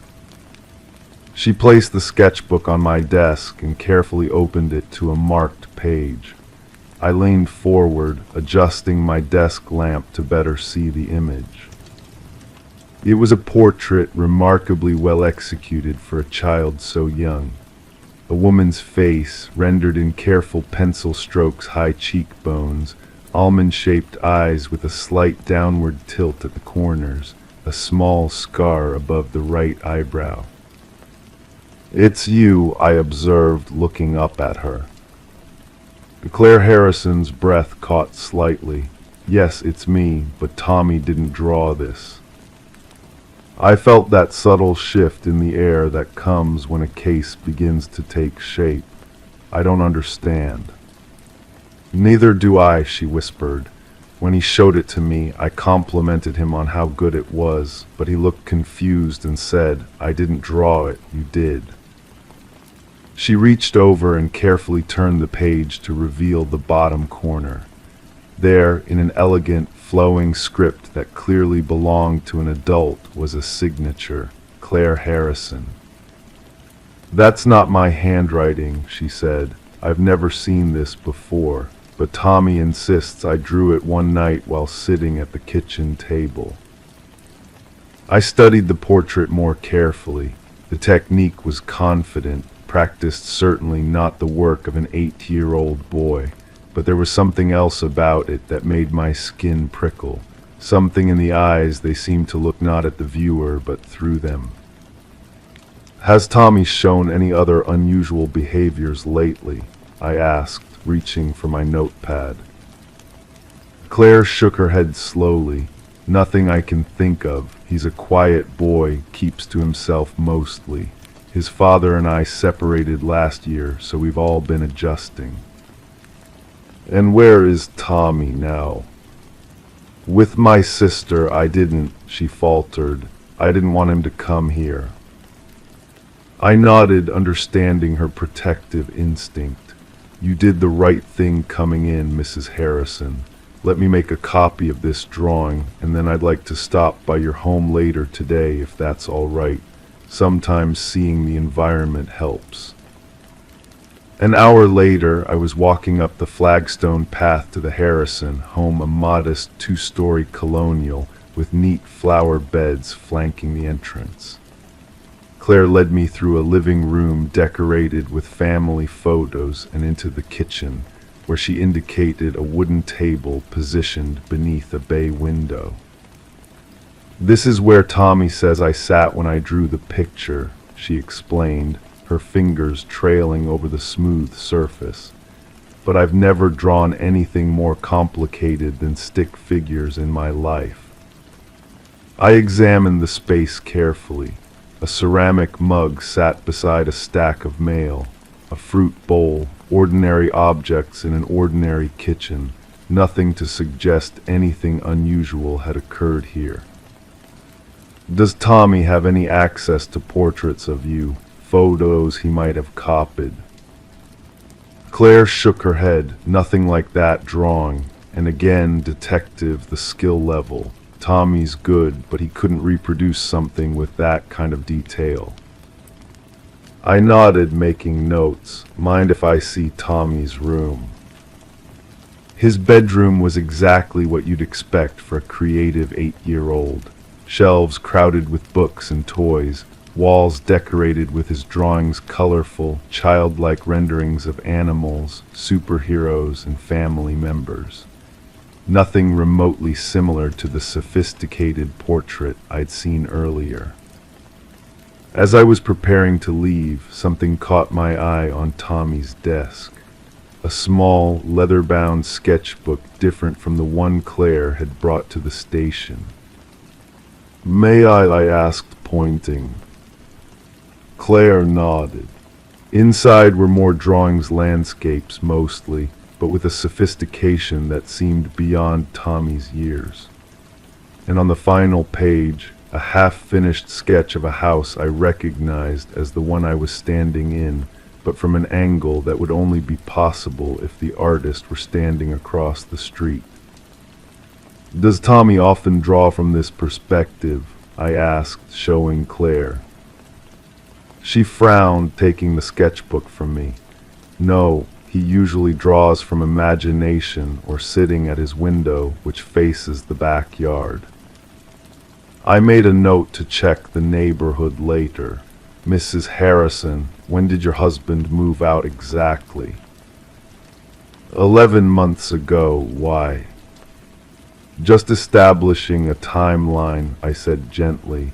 "Was the separation amicable?" A shadow crossed her face. "Not entirely. David, he had some issues, anger management. He never hurt Tommy physically, but there were incidents." "Is he still in the area?" "He moved to Sacramento. We haven't heard from him in months." I jotted this down, already planning to run a background check on David Harrison. As I prepared to leave, I noticed Tommy's backpack by the door, partially open. A flash of color caught my eye, the corner of another sketchbook. "May I check that as well?" I asked. Claire retrieved it, opening it herself first. Her face paled as she flipped through the pages. Wordlessly, she handed it to me. It contained landscapes similar to the ones in the leather book, but interspersed were portraits all of Claire, all in the same style as the original drawing, all signed with her name in that same flowing script. "I've never seen these before," she whispered. When I met Tommy the next day, he was exactly as his mother had described, quiet, thoughtful, with intelligent eyes that seemed to assess me as thoroughly as I was assessing him. We sat in a comfortable interview room designed for children, with bright colors and soft furnishings. "Can you tell me about the drawings, Tommy?" I asked after we'd established some rapport. He looked at me directly, unblinking. "Mom draws them sometimes when she thinks I'm asleep." "Have you actually seen her drawing them?" He nodded solemnly. "Once, she was sitting at the kitchen table really late. Her eyes were open, but she looked different." "Different how?" He considered this, like she was still asleep even though she was sitting up. A chill ran down my spine. What Tommy was describing sounded like a parasomnia episode, sleepwalking, or perhaps automatic behavior during a partial seizure. "And she's done this more than once." "3 times that I know of," Tommy replied, "always after she talks to Dad on the phone." This new piece of information shifted my focus. I spoke with Claire again, who reluctantly confirmed that despite the separation, David occasionally called late at night, conversations that often left her upset. The station's research department provided background on David Harrison, a history of minor offenses, including one dropped charge of stalking an ex-girlfriend before Claire. More concerning was his occupation, a former art teacher with a specialty in portraiture. A search warrant for David's apartment in Sacramento revealed dozens of sketches of Claire's studies of her face from every angle, some dating back years before their separation, and a journal detailing his belief that he could somehow reach her through their son's artistic ability, that he could make her see herself through his eyes. The psychological evaluation that followed suggested David suffered from a delusional disorder with obsessive features. He had been methodically contacting Tommy online through a gaming platform, sending him drawings to copy drawings that Tommy, in his confusion and desire to please his father, believed had been created by his mother. Claire Harrison filed a restraining order. Tommy began therapy. David was arrested for violating the terms of his previous probation from an unrelated incident. Case closed, at least officially. But sometimes, on quiet evenings when the office is empty and rain taps gently against my window, I open my desk drawer and look at the copy I made of that first drawing. And I wonder about the power of suggestion on a child's mind, about the strange ways obsession can bridge physical distance, and about the eyes in that portrait that still seem to look not at me, but through me searching for someone else entirely. The signatures on all the drawings, as the handwriting expert finally confirmed, were indeed Claire's, practiced and forged by David over many months, but the artistry itself, that question remains partially open. Tommy's talent was real but raw. David's influence was undeniable. Yet when I interviewed Tommy one final time, something he said continues to haunt me. Sometimes when I'm drawing, it doesn't feel like it's just me holding the pencil. Some cases stay with you, nestled in the crevices of your mind, refusing to be filed away. This is one of those. Story 9. I remember the first time I heard about Rachel Weaver. It was late October, the kind of autumn evening when darkness settles early and the air carries the faint scent of wood smoke from distant fireplaces. I was reviewing case files in my office, a small room with walls lined with filing cabinets that seemed to breathe with the secrets they contained. The harsh fluorescent light above cast long shadows across my desk, making the photographs in the new case file appear somehow more ominous than they already were. Rachel's file wasn't particularly thick, just a missing persons report that had been upgraded to a suspicious circumstance investigation. Her story would have been easy to overlook among the dozens of other cases demanding attention, but something about it caught my eye and wouldn't let go. Maybe it was the curious note made by the responding officer. Subject reported hearing voices through walls for months prior to disappearance. Building manager confirms adjacent unit vacant for 2+ years. I picked up my coffee mug, noticing the brown ring it had left on a stack of papers. The liquid inside had long gone cold, but I sipped it anyway, letting the bitter taste ground me as I opened the file wider, spreading the contents across my desk. Rachel Weaver, 34, lived alone in apartment 412 at the Westbrook, an aging apartment building on the quieter side of town. She had worked as a medical transcriptionist, a job that allowed her to work from home, which meant she spent more time in her apartment than most. The report noted that her sister in Arizona had called local police when Rachel stopped answering calls and missed their weekly video chat 3 weeks in a row. When police conducted a wellness check, they found the apartment undisturbed. Rachel's laptop was still on her desk. Her wallet and keys were in their usual spot by the door. Even her jacket hung on the coat rack. It was as if she had simply evaporated, leaving everything behind. I turned to the interview transcripts, my eyes growing heavier as the clock on the wall ticked past midnight. The building manager, a Mr. Garrett, had provided the most interesting information.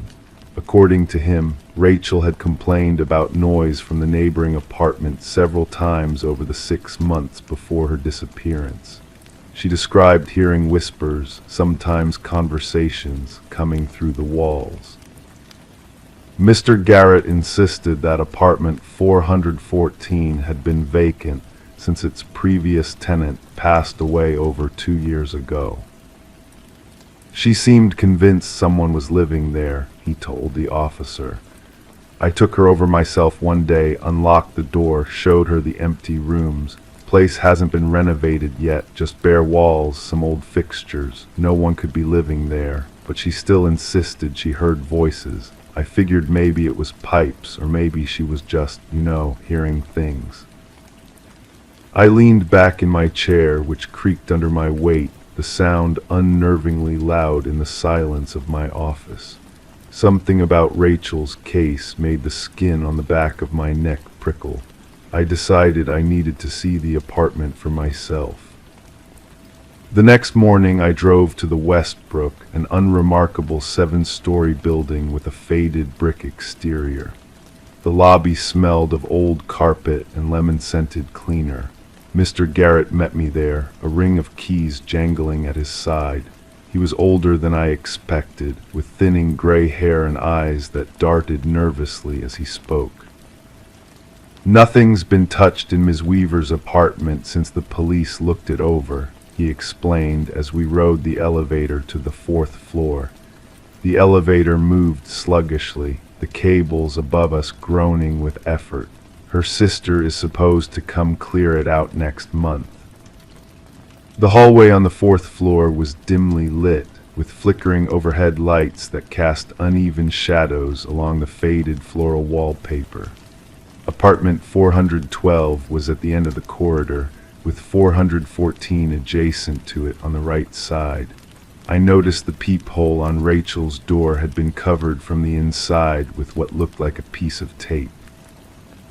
Mr. Garrett unlocked her apartment and the door swung open with a soft creak. The air inside felt stale, untouched. It was a modest one-bedroom with simple furnishings, a gray sofa facing a small television, a dining table that doubled as a workspace, a kitchenette with clean countertops. Everything was neat, organized. Nothing suggested a struggle or hasty departure. I walked slowly through the apartment, taking in details. A half-filled coffee mug sat on the desk, the liquid inside now a crusty residue. Her bed was made, corners tucked in with military precision. The bathroom contained the usual toiletries, neatly arranged. What struck me most was the wall that apartment 412 shared with 414. Rachel had hung sound-absorbing panels along its entire length, the kind used in home recording studios. Below these panels, I noticed small gaps where the baseboard didn't quite meet the floor places where she had apparently tried to stuff what looked like rolled-up towels. She really was concerned about the noise, I murmured, running my finger along one of the acoustic panels. Like I said, she kept complaining about whispers, Mr. Garrett sighed, hovering near the door as if reluctant to step further inside. I couldn't hear anything when I came to check, neither could the maintenance guy. I pressed my ear against the wall, feeling slightly foolish as I did so. Nothing but silence greeted me. "Can I see the other apartment?" Mr. Garrett nodded and led me back to the hallway. The door to apartment 414 had a small notice taped to it, "Not for rent, pending renovation." The key stuck slightly in the lock before turning with a reluctant click. When the door opened, a wave of cool, stagnant air washed over us. The apartment was indeed empty, no furniture, no appliances, just bare walls with patches where pictures had once hung. The carpet had been removed, leaving exposed subfloor. In the kitchen, cabinet doors hung open like gaping mouths. I walked through the rooms slowly, my footsteps echoing. The place had the hollow feeling that long-abandoned spaces develop, as if the air itself was thinner. In the bedroom, I noticed water stains spreading across the ceiling, yellow-brown splotches that resembled a Rorschach test. "Leak from upstairs last year," Mr. Garrett explained, following my gaze. "Got it fixed, but we haven't patched the ceiling yet." As I stood in the empty bedroom, something caught my attention, a barely perceptible sound. At first, I thought it might be water running through pipes in the walls, but as I listened more carefully, it sounded almost like a distant radio playing just below the threshold of comprehension. I couldn't make out words, just the cadence of what might have been human speech. "Do you hear that?" I asked. Mr. Garrett tilted his head, listening. After a moment, he shook his head. "Don't hear anything." I moved closer to the wall shared with Rachel's apartment, pressing my ear against it again. The sound seemed to fade in and out, like a station not quite tuned in properly. I pulled away, unsettled. Has anyone lived above or below this unit recently? Maybe sound is traveling through the vents or something. Unit below is occupied by an elderly couple, been there 15 years. Above is vacant too, has been for about a year now. His eyes narrowed slightly. "You're not telling me you hear something too?" I didn't answer immediately. Instead, I walked to the closet and opened it, empty except for a single wire hanger that swayed slightly from the movement of the door. The back wall of the closet had a small access panel about 2 feet square, maintenance access, probably for pipes or electrical. "What's behind here?" I asked, pointing. Mr. Garrett frowned. "Just the building infrastructure. Pipes, wiring, conduits. There's a narrow maintenance corridor that runs between some of the units." "Can we access it?" He hesitated, then nodded reluctantly. "Need a different key." He fumbled with his key ring until he found a small silver key, then knelt down and unlocked the panel. It swung open with a metallic groan. Behind it was darkness. Mr. Garrett pulled out his phone and turned on its flashlight, revealing a narrow passageway filled with dust-covered pipes and bundled wires. The space was tight, maybe 2 feet wide, just enough for maintenance workers to shimmy through if needed. "These run through the whole building?" I asked. "Between some units, yeah. Original design from the 60s. Modern buildings don't do it this way anymore." I peered into the darkness beyond the reach of his light. The maintenance corridor seemed to extend the length of the apartment and possibly beyond. Something about it made me deeply uneasy, the thought of this hidden space running behind the walls where people lived, slept, shared their private moments. "Has anyone checked these passages since Ms. Weaver disappeared?" Mr. Garrett's expression shifted from impatience to something more guarded. "No reason to. Nobody can get in except maintenance, and they need my keys." "Right," I said, not entirely convinced. "Mind if I take a closer look?" Before he could object, I grabbed my own flashlight from my pocket and shined it into the passage. The beam caught something on the floor of the corridor, about 10 feet, in a small object that reflected the light. I stretched my arm into the opening, straining to reach it. My fingers closed around something smooth and cold. I pulled it out and opened my palm. It was a single earring, a simple pearl stud. Nothing remarkable, except for one detail that made my pulse quicken. Attached to the back of the earring was a small fleck of what appeared to be dried blood. "Did Rachel Weaver wear earrings?" I asked quietly. Mr. Garrett's face had gone pale. I don't remember. I carefully placed the earring in a small evidence bag from my pocket. I think we need to take a more thorough look at these maintenance corridors, Mr. Garrett, and I'm going to need access to all the building's keys and records. As we left apartment 414, locking it behind us, I paused in the hallway, looking back at Rachel's apartment door.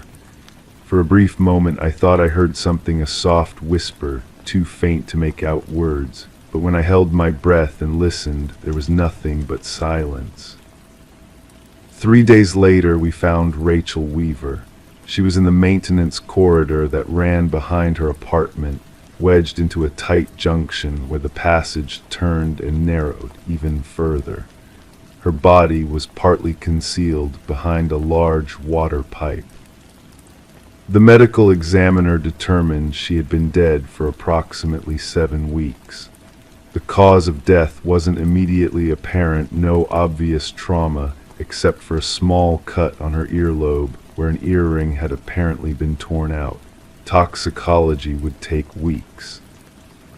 What we did find, however, was a small digital voice recorder clutched in her right hand.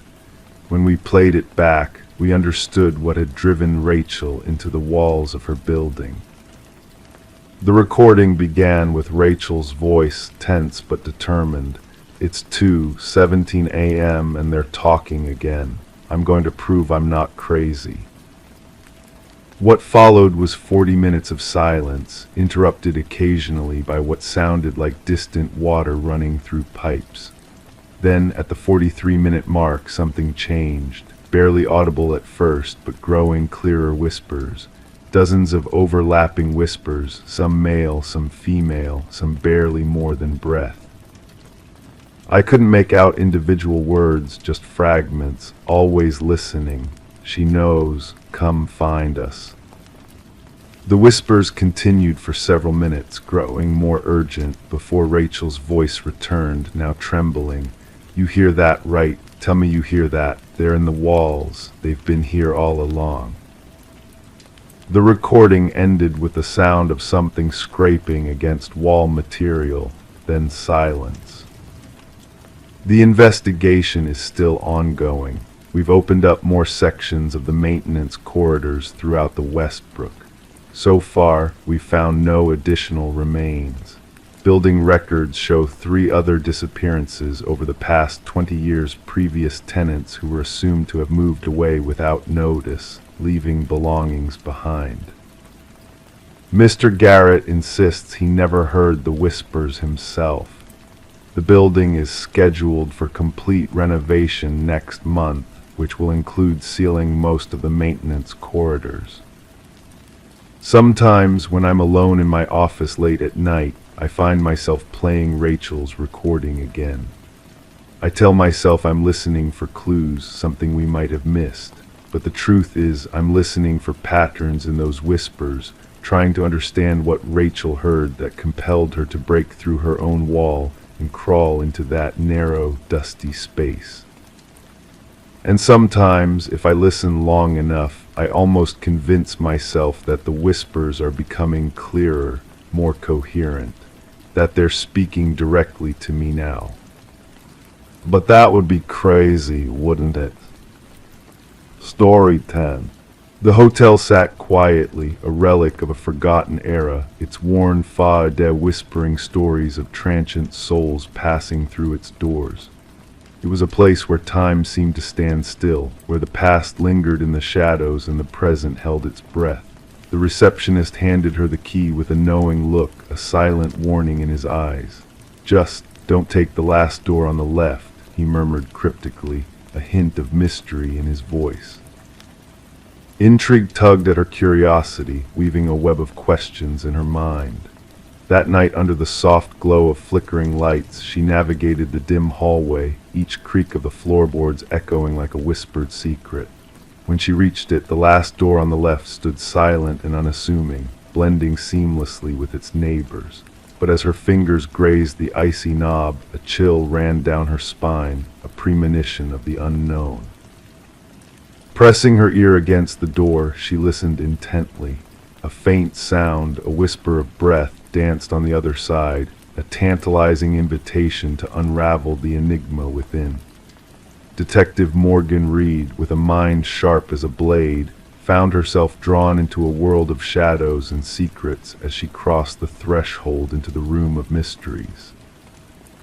The scene before her unfolded like a macabre painting, each detail etched in chilling clarity. The metallic tang of blood hung heavy in the air, a grim reminder of violence unleashed. Amidst the stark contrast of order and chaos, a young woman lay motionless, her ethereal beauty marred by the tragedy that befell her. Detective Reed knelt beside her, a silent guardian of the truth, absorbing the silent screams that lingered in the room. The forensic technician, a ghostly figure in the dim light, moved with practiced precision, capturing the essence of loss in each photograph. 3 women, 3 tragedies, all intertwined in a web of darkness that threatened to consume them whole.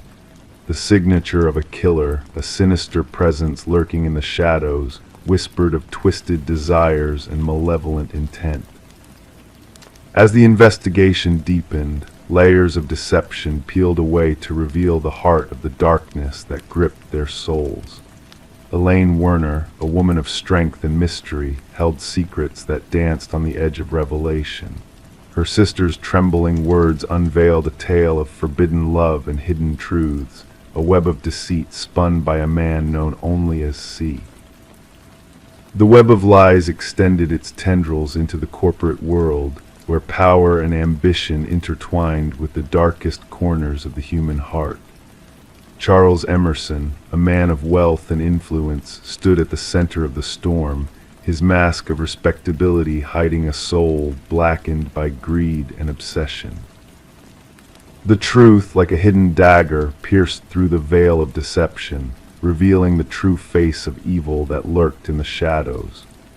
Emerson's crimes, meticulously planned and ruthlessly executed, painted a portrait of a man consumed by his own twisted desires, a puppeteer of fate dancing on the strings of his victims' lives. In the hushed confines of the courtroom, justice unfolded like a tragic play, each act a step closer to redemption. Emerson's stoic faade crumbled under the weight of his sins, his hollow eyes reflecting the void where compassion once dwelled. The sentence echoed like a final verdict, sealing his fate in a prison of his own making. The media dubbed it the Door on the Left case, a tale of darkness and deceit that captured the imagination of a world hungry for answers. But for Detective Reed, the echoes of that fateful night lingered like a haunting melody, a reminder that some doors once opened can never be closed again. And as she walked down hotel hallways, counting doors that led to unknown worlds, she carried with her the weight of untold stories, hidden behind each closed door, waiting to be unveiled. Story 11. In the hushed stillness of the night, a pocket dial pierced the airwaves, an accidental transmission of static and muffled sounds that almost slipped by unnoticed. But then, a voice emerged from the void, a woman's urgent whispers cutting through the noise like a sharp blade in the dark. "He's here, he." And then silence. The mysterious call originated from an empty house, a place long abandoned by the world, untouched by life for years. Detective Morgan Reed found herself drawn to the eerie scene, where no signs of forced entry or disturbance could be found. Yet in the quiet kitchen, amidst the layers of dust and neglect, a phone rested on the counter, its screen softly glowing with an otherworldly light. The call had been placed mere minutes ago, a ghostly echo from the past. With a sense of unease settling in her bones, Morgan pressed the playback button on the device, each repetition of the haunting whisper sending shivers down her spine. The voice that lingered in the air was one of desperation, of fear, of the impossible. The abandoned property had once belonged to the Sullivan family, before tragedy forced them to flee, leaving behind a legacy of ashes and memories. The caretaker swore that no living soul had trespassed within those walls for years, and yet here they stood, confronted with a phone call from beyond the grave.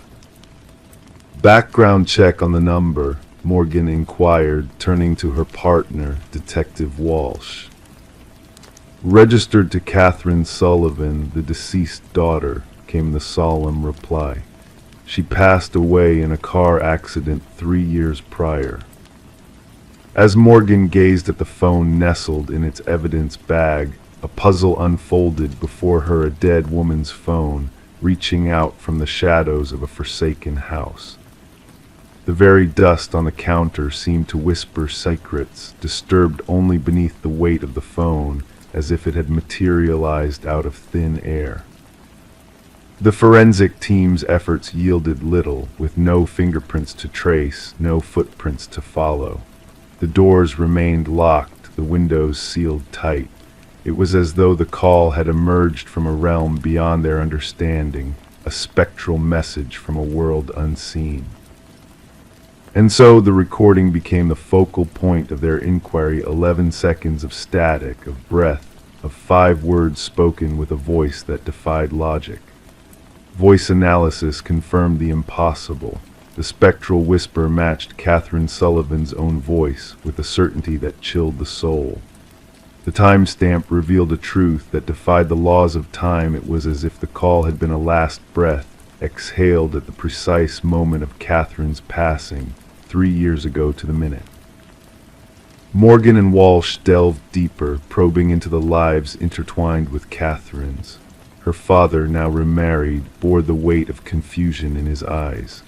Her grieving mother, a solitary figure in a small apartment, crumbled at the sound of the recording, recognizing her daughter's voice in the shadows of the past. Mark Jennings, Catherine's former boyfriend, provided an alibi for the night of the call, his whereabouts confirmed by witnesses and surveillance footage. The house itself stood empty, a silent witness to a mystery that defied all reason. The call should not have been made, and yet it echoed through the corridors of time. The investigation languished in uncertainty until a call came from Catherine's mother, her voice trembling with a revelation. "I found something in her belongings," she confessed. "Katie kept a journal. The final entry, it holds the key." Within the fragile pages of Catherine's journal lay a tale of love turned to fear, of a relationship marred by control and menace. The truth unfurled in ink, leading the way to a darkness that lurked beneath the surface. Confronted with the damning evidence, Mark's facade crumbled under the weight of suspicion. "You think I harmed Katie because of her words?" he scoffed, a tremor in his voice. "That's no proof of anything." But the facts spoke louder than his denials. The accident report, the buried truths, the echoes of a life cut short, all pointed to a sinister reality lurking in the shadows. As investigators revisited the scene of Catherine's demise, a chilling revelation came to light. Buried beneath the earth, 20 feet from the crash site, lay Catherine's actual phone, the device that had whispered its ghostly plea from the depths of the past. And in its digital memory, a tale of terror unfolded, of a young woman pursued to her end by a malevolent force. The medical examiner's scrutiny revealed a truth long concealed. The injuries borne by Catherine were not solely the result of the crash. Defensive wounds, bruising that spoke of violence inflicted by human hands, the pieces of the puzzle fell into place, painting a portrait of horror. When the time came to apprehend Mark, he had vanished into the night, leaving behind a trail of deception and malice. His lair revealed a twisted shrine to Catherine, a grotesque homage to a life he had extinguished. Among his possessions lay the tools of his deceit, a software of manipulation, scripts of deception, all crafted to perpetuate a lie. The jury's verdict rang through the courtroom, swift and unyielding, guilty of first-degree murder. As justice was served, Catherine's mother clung to the journal that had unraveled the mystery, a testament to a daughter's silenced voice finding its echo in the halls of justice. The phone from the abandoned house now rests in the evidence locker, a relic of a tale that transcended the boundaries of the living. Some say that in the stillness of the night, a phantom ring can be heard, a whisper from beyond the veil of time. Catherine's story lives on not as a ghostly fable, but as a testament to the resilience of the silenced, their voices echoing in the darkness, seeking solace and vindication. Story 12. In the stillness of the night, a faint flicker danced across the baby monitor's screen, a mere glitch, or so the mother thought. Dismissing it as mere interference, she settled back into her bed, seeking solace in the quiet. But then a crackling static filled the room, and a voice, soft and eerie, whispered, "SHHH, go back to sleep." A chill ran down her spine as her blood turned to ice. Racing to her son's room, her heart pounding like a drum in the night, she found the crib empty, the room untouched. The window remained closed, the door securely locked. The only thing amiss was a stuffed rabbit, discarded on the floor, its glassy black eyes seeming to stare right through her.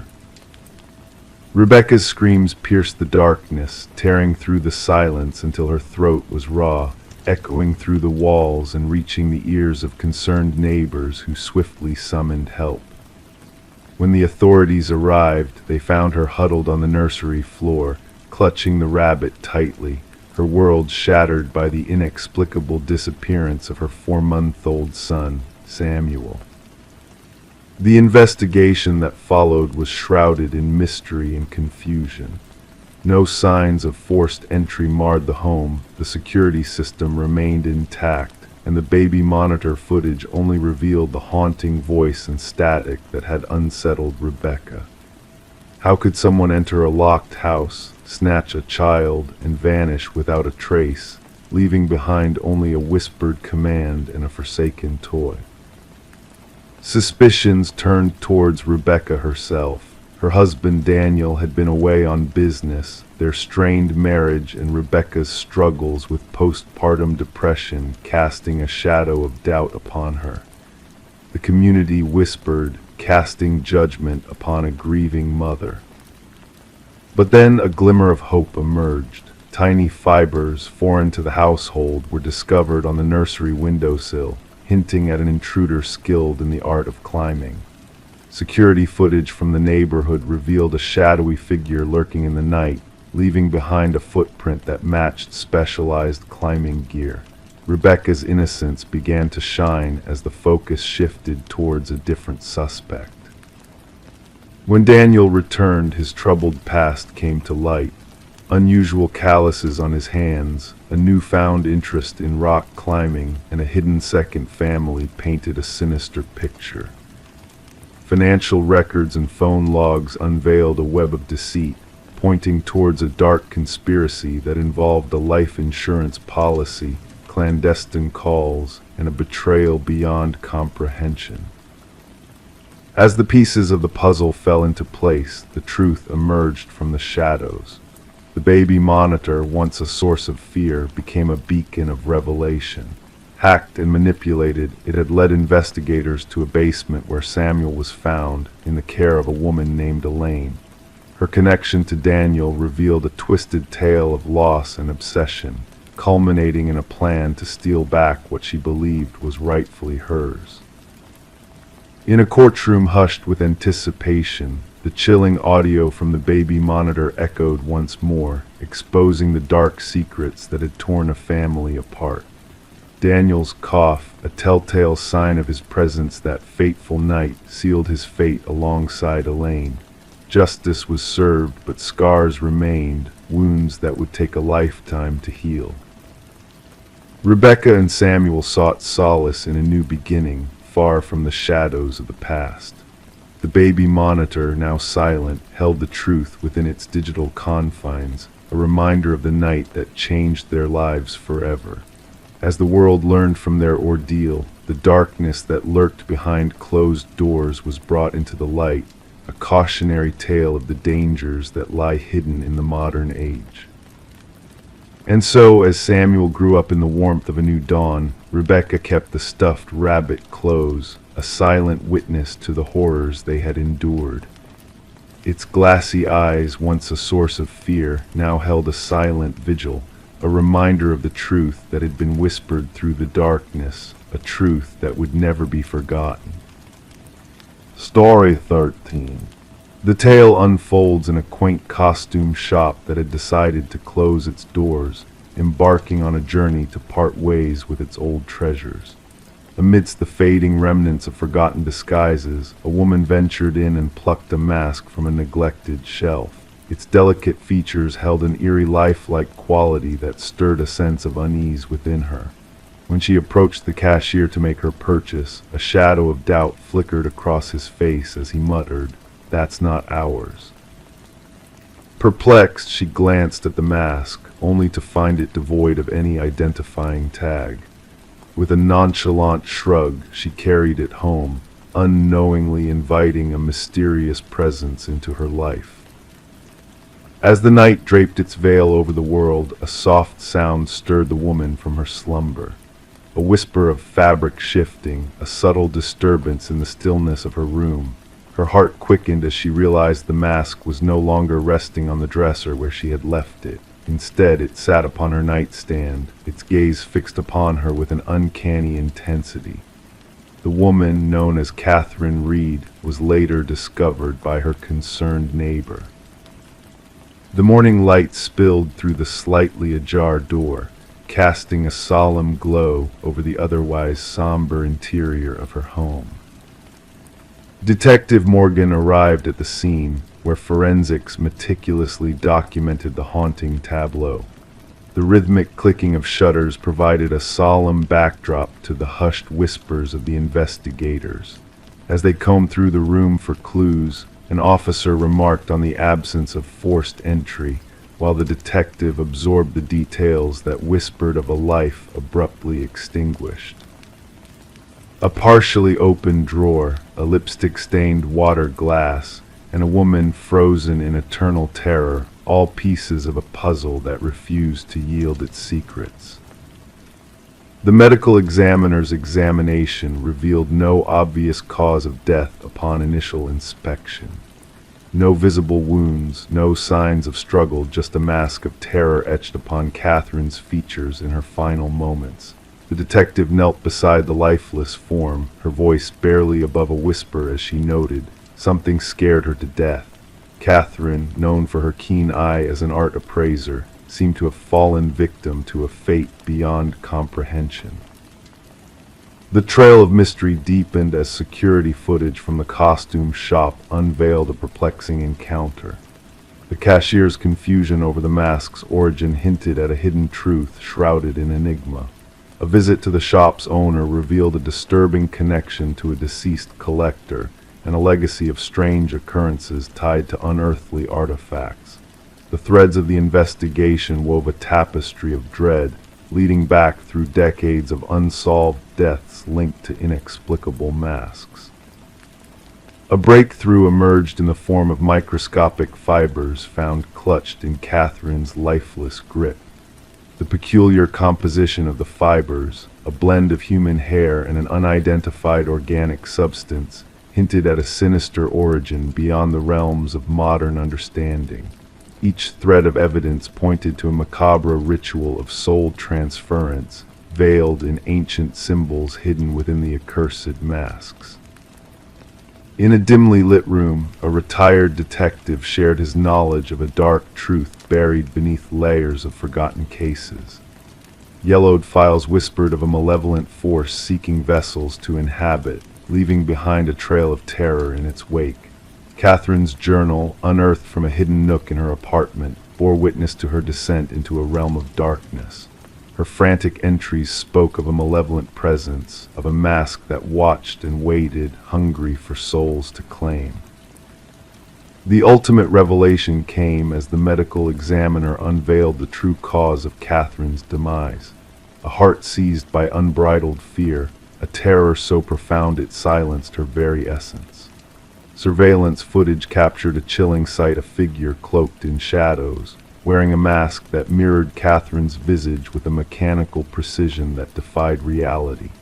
The search for the elusive mask led investigators on a trail that spanned the breadth of the nation, only to find it slipping through their grasp once more. The mystery remained unsolved, a haunting echo of a truth too dark to be contained within official records. The detective, keeper of Catherine's journal, felt the weight of unseen eyes upon her in the dead of night. She knew that the mask, a harbinger of dread and doom, lingered in the shadows, biding its time until it found its next unwitting host. And so the cycle of terror continued, a centuries-old dance of death and possession that defied the boundaries of mortal understanding. The mask awaited its next victim, its empty gaze fixed upon the unknowing, hungering for the souls that dwelled behind fragile human masks. Story 14. In the attic of their new Victorian house, Sarah and Michael stumbled upon a hidden treasure: a porcelain doll with wide, unblinking blue eyes nestled beneath a worn blanket. They chuckled at the unexpected find, dismissing it as just another forgotten relic of the past. Little did they know, this encounter would unravel a mysterious tale that would linger in the shadows of their lives. That night, an eerie sensation crept into the air as they drifted off to sleep. The stillness seemed to stretch endlessly, wrapping around them like a heavy quilt. And when morning dawned, the doll was no longer in the attic. It had silently made its way to the foot of their bed, a silent sentinel watching over them. Sarah and Michael had been captivated by the house's intricate woodwork and enigmatic charm when they bought it at auction, oblivious to the whispers of its troubled history. Detective Rachel Winters entered the scene on a crisp autumn morning, greeted by a haunting tableau in the master bedroom. The female victim lay in a contorted pose, her eyes wide with fear, while the male victim's body hinted at a desperate attempt to flee. As Detective Winters meticulously catalogued the scene, she couldn't shake the feeling that the victims were mere puppets in a macabre play. The positioning of the bodies, the absence of any struggle, it all seemed calculated, deliberate, like pieces on a chessboard moved by an invisible hand. Interviews with the neighbors unearthed unsettling accounts of shadows in the windows and ghostly laughter echoing through the night. The forensic team discovered traces of antique fabrics, reminiscent of doll clothing, scattered throughout the house. But what puzzled them most were the absence of any tangible evidence of an intruder: no fingerprints, no DNA, no trace of a physical presence. Delving into the property's past, Detective Winters uncovered a chilling pattern of unexplained deaths spanning decades. Each previous owner had met a tragic end under mysterious circumstances, their lives intertwined with the house in ways they could never have fathomed. A faded newspaper clipping led the detective to a doll maker who once called the house his home. Rumors of his uncanny creations, infused with arcane rituals and whispers of binding spirits, cast a shadow of dread over the investigation. And at the heart of it all was the doll resembling the one found by Sarah and Michael, a silent witness to the unfolding tragedy. As the case grew colder, a distant relative of the doll maker revealed dark family secrets of forbidden arts and the transference of life into inanimate objects. The line between reality and myth blurred, leaving Detective Winters grasping at elusive truths that slipped through her fingers like smoke. The mystery deepened when the doll vanished from police custody, leaving behind a trail of inexplicable events that defied logic. Detective Winters, her own memories clouded by a fog of uncertainty, made the decision to retire, haunted by the enigma that had eluded her grasp. The house changed hands once more, its past shrouded in whispers that lingered in the corridors like ghostly echoes. The attic, now barren save for a forgotten blanket, held the secrets of those who had come before. And as night fell, a faint laughter, like a child's playful giggle, would occasionally drift through the stillness, a reminder of the unseen forces that bound the house to its tragic legacy. Story 15. The ancient box lay buried beneath layers of forgotten belongings in the attic, a hidden treasure from a bygone era. Among its contents were faded Polaroids capturing moments of joy and celebration, typical snapshots of family life, harmless, mundane, until she reached the final photograph. It depicted her very own living room, the familiar couch, the familiar drapes. Yet the family captured in the frame was not hers. And lurking in the background, barely discernible in the dimness, stood a figure, a man observing. Rebecca felt a shiver crawl up her spine as she scrutinized the picture. Her fingers quivered slightly, causing the edges of the photograph to tremble. The family in the image, a woman with golden locks, a man with thick-rimmed glasses, and two children beamed at the camera, oblivious to the presence lurking in the shadows behind them. Frozen in a moment of happiness, unaware of the danger looming nearby. Descending the wooden staircase, Rebecca's steps echoed through the house. The space had always felt too vast, too hollow since she had moved in 4 months ago, but now it felt suffocating. Placing the photo on her kitchen counter, she gazed at it under the harsh fluorescent light. The resemblance was uncanny, the archway leading to the hallway, the unique crown molding, the bay window welcoming the morning sun. This was her dwelling, yet these faces were strangers. The detective arrived, clad in a worn leather jacket that bore witness to countless investigations. Detective Morgan possessed eyes that missed nothing, methodically examining the photograph. Running a gloved finger along the edge of the Polaroid, he turned it over, revealing a blank back. "What do you know about the Nelsons, the family who sold you this house?" he inquired in a low, rumbling voice. "Very little," Rebecca confessed. The transaction was handled by a real estate agent. They had already relocated out of state. Morgan nodded, his expression inscrutable. "May I borrow this? Our team may be able to identify the individuals in the photo." The inquiry commenced discreetly. Rebecca uncovered that the Nelsons had acquired the property from a family named Crawford. The Crawfords had inhabited the house for 7 years before an abrupt departure. Preceding them, the Mornos had owned the residence for nearly a decade. Detective Morgan retraced the property's history through records, interviewing former residents and constructing a timeline of past occupants. A breakthrough surfaced unexpectedly. A former mail carrier identified the family in the picture. "Those are the Sutherlands," he asserted confidently. "They resided in that house for no more than a year before vanishing without a trace. Mail piled up and eventually it was returned. Everyone assumed they had moved without informing anyone. The Sutherland family had disappeared mysteriously. 4 individuals gone, no forwarding address, no evidence of enrolling the children in new schools. Their vehicles were never located. Bank accounts remained untouched. It was as if they had simply evaporated. Forensic analysis dated the Polaroid to approximately 15 years prior. The technician pointed out minute details in the image, the peculiar pattern of dust particles suspended in the air, the unnatural stillness of the subjects. "This was taken using a timer," she elucidated. "Observe how they are all perfectly positioned. Someone set up the camera and hastily assumed their place." But if the Sutherlands had arranged the camera themselves, who was the enigmatic figure in the hallway? Enhanced imaging unveiled more about the shadowy presence. Tall, male, clad in dark attire. His countenance remained concealed, but his posture indicated intense observation. He stood motionless, as though he belonged there, as though he had every right to inhabit that space.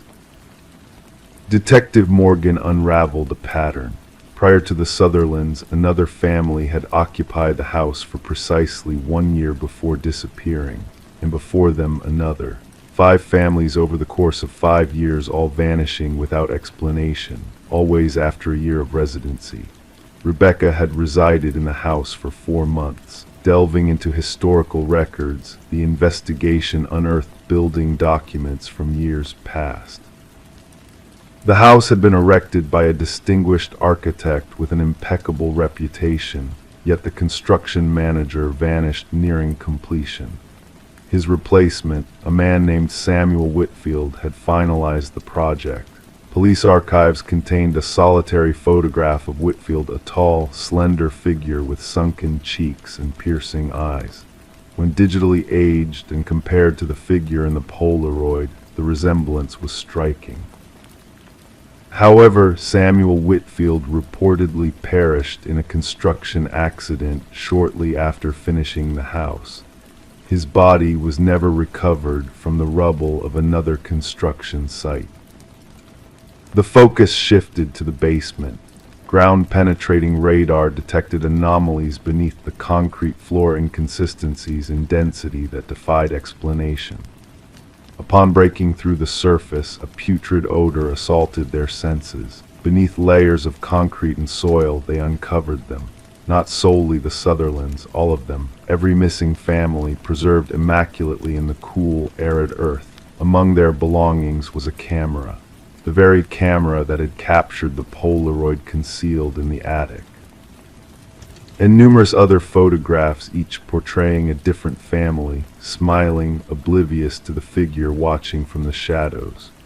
The house was cordoned off as a crime scene. Rebecca would never return. As investigators cataloged evidence, they stumbled upon a crawl space in the attic, concealed behind a false panel. Within lay a small cot, photography equipment, and a journal brimming with meticulous observations of the families who had dwelt there. The final entry was dated a mere 3 days prior. The new arrival is unlike the rest. She discovered my photograph too swiftly. I must hasten my intentions. Rebecca relocated to a hotel under police safeguard. In the dead of night, her phone rang, rousing her from an uneasy slumber. Upon answering, only the sound of breathing greeted her. Then a click, succeeded by the mechanical whir of a Polaroid camera spitting out a photo. The investigation endures to this day. The house stands vacant, its windows dark, its enigmas not entirely unveiled. Samuel Whitfield remains elusive, if that was ever his authentic identity. Some investigators believe he perished long ago, whereas others posit that he simply departed for a new locale, a new persona, a new residence. And somewhere within a shadowy chamber, photographs are developing new families, new abodes, new watchers in the darkness. The sole certainty is that those who seek the truth concerning the man in the photograph are now being surveilled themselves. Story 16. In the old apartment, peculiar sounds echoed through the pipes and floorboards groaned with each step. Yet the new tenant sensed a difference in the air, a subtle unease that lingered. The footsteps that traversed the ceiling above her were too precise, too intentional. It puzzled her, for she resided on the topmost floor, far removed from any upstairs neighbors. One fateful night, a surge of courage propelled her to tap the ceiling with a broomstick. The sound abruptly ceased, plunging the space into a profound silence. Then, a solitary knock reverberated from within the ceiling itself. Sarah Coleman chose to keep the peculiar incident to herself, attributing it to the settling of the building or perhaps a tiny creature seeking refuge in the attic. Despite her efforts to downplay the unsettling occurrence, the rhythmic footsteps persisted, haunting her nights. She adapted, resorting to cranking up the volume of her television, donning headphones to muffle the methodical footfalls that traced invisible paths across her ceiling in the shroud of darkness. Detective Morris became entwined in the enigma of the apartment when a maintenance worker stumbled upon a concealed crawlspace during routine repairs. Removing a section of drywall to mend a leak outside Sarah's unit, the worker unearthed a clandestine passage not documented in the building schematics. His flashlight pierced the darkness, illuminating a hidden living space adorned with remnants of human presence, a crumpled blanket, discarded wrappers, and a weathered notebook. The building superintendent promptly alerted the authorities. As Detective Morris and his partner, Detective Rivera, arrived at the scene, they encountered the shaken maintenance worker who repeated in a trembling voice, "Someone dwelt within the walls, someone watched." The notebook held meticulous observations of Sarah Coleman's daily routines, visitors, culinary choices, entertainment preferences, and even intimate moments. The once meticulous handwriting deteriorated into erratic scrawls, interspersed with cryptic symbols. "The subject resists my influence," lamented the final entry. "She defies me. None can ignore me." Forensic experts meticulously combed the crawl space, unearthing fingerprints untraceable in any database. They unveiled a labyrinth of passageways intricately woven into the walls and ceilings, some dating back decades. These clandestine corridors linked multiple apartments but culminated in discrete observation points concealed within one unit, Sarah Coleman's. Interviews with current residents yielded no anomalies beyond the usual sounds of communal living. However, former occupants painted a disquieting portrait. 3 prior tenants of Sarah's apartment recounted sensations of being surveilled or hearing inexplicable movements, prompting one to vacate after a mere fortnight. Their fears remained unvoiced, shrouded in apprehension of being dismissed as paranoid. A breakthrough emerged when forensic analysis uncovered minute traces of blood in one of the hidden passages. DNA testing unveiled a match to Martin Weaver, a former resident who had vanished mysteriously 4 years prior. With his disappearance shrouded in uncertainty, Detective Morris revisited the case. Witnesses recalled Martin's grievances regarding disturbances from the apartment above, leading to a confrontation with the reclusive tenant, Edward. Shortly thereafter, Martin vanished, and Edward hastily departed, leaving no forwarding details. Delving deeper into Edward's past, investigators unraveled a pattern of transient residency across various apartment buildings over 2 decades. Each tenure mirrored the last a preference for top-floor abodes, minimal social interactions, and abrupt departures.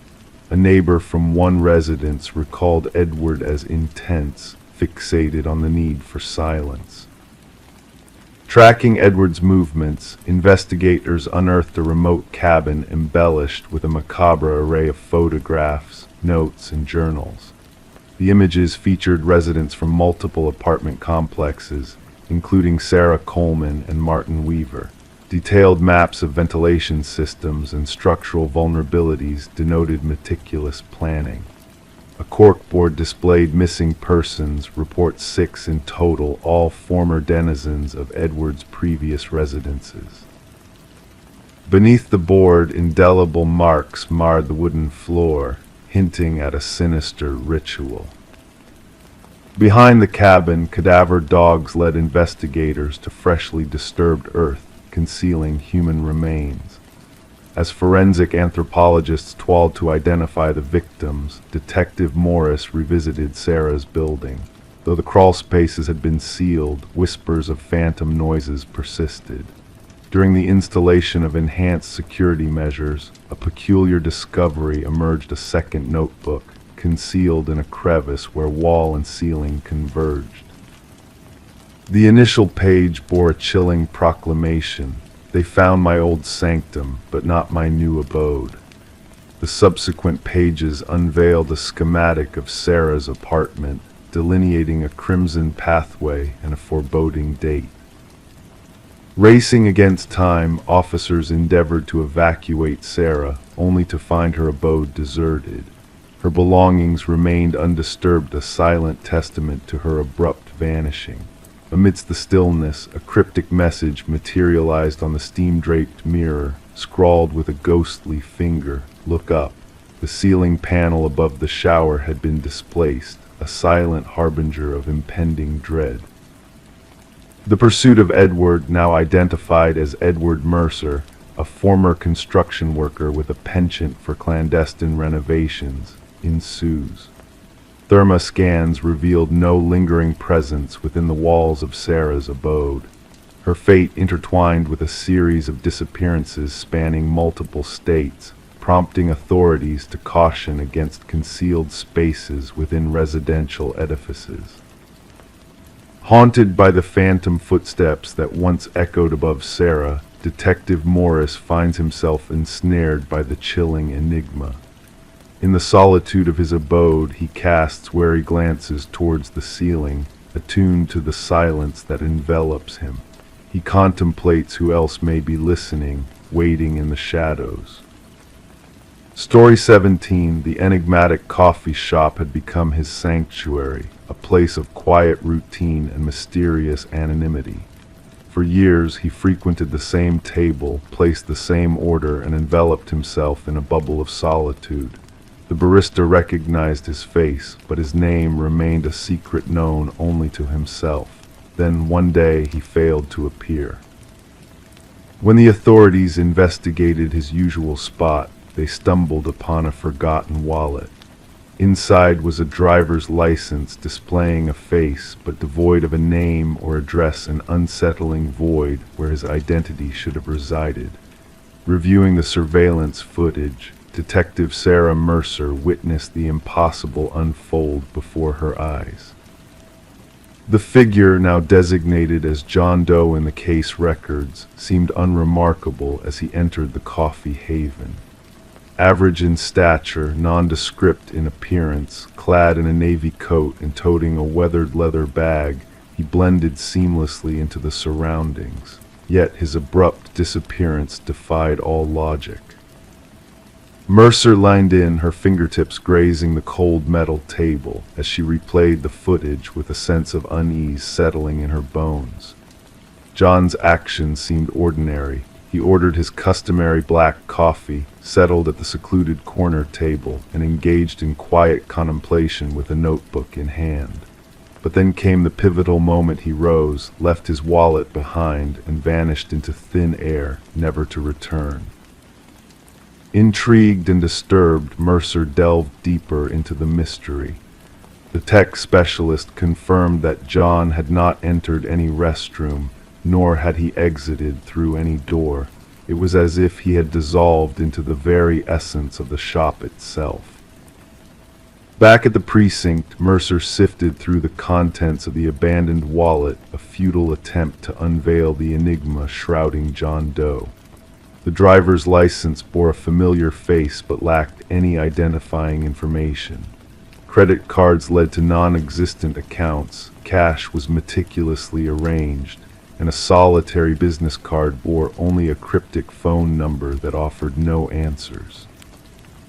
Upon dialing the number, Mercer encountered silence punctuated by the rustling of paper, a disconcerting echo of a presence just beyond reach. The barista's recollections painted a picture of a solitary figure who frequented the shop, always alone, always immersed in silent contemplation. The notebook left behind revealed a tapestry of cryptic symbols and coded messages, confounding even the most seasoned cryptographers. Sketches of unfamiliar architectural designs hinted at a reality beyond comprehension, a realm where the ordinary blended with the extraordinary. As Mercer probed further, a peculiar detail emerged from the security footage, a subtle flicker in the timestamp whenever John crossed the threshold. Ignored as a technical glitch, Mercer sensed a deeper significance, a hidden truth waiting to be unraveled. Returning to the coffee shop, she positioned herself at John's favored table, her gaze drawn to an antique mirror that adorned the space. Its ornate carvings mirrored those in John's notebook, hinting at a connection beyond the tangible. The shop owner's casual dismissal of the mirror's history only fueled Mercer's curiosity. Upon closer inspection, the mirror exuded an uncanny warmth beneath her touch, hinting at secrets long concealed. When forensics uncovered a hidden compartment behind the mirror, a trove of identical wallets and a journal inscribed with John Doe's hand awaited them. The journal's entries chronicled experiments in temporal manipulation and identity transference, weaving a narrative of otherworldly dimensions colliding within the confines of the coffee shop. References to crossing back and window points whispered of a reality beyond comprehension. As the investigation unfolded, eerie occurrences plagued the shop. Phantom reflections, sightings of John Doe where he no longer existed, and a sense of foreboding that gripped all who crossed its threshold. An unexpected revelation came in the form of an elderly physicist, Margaret Keller, who shed light on John's true identity as Daniel Weston. Daniel's pursuit of quantum mirrors and parallel realities had led him to a fate entwined with the very fabric of the shop's existence. Mercer unearthed the nexus of his experiments, the laboratory beneath the coffee shop, where he had ventured beyond the boundaries of known reality. In a chilling revelation, Mercer witnessed the convergence of two realities within the shattered mirror. Daniel watching himself in a loop of temporal defiance. As the mirror lay fractured, a final note echoed a warning.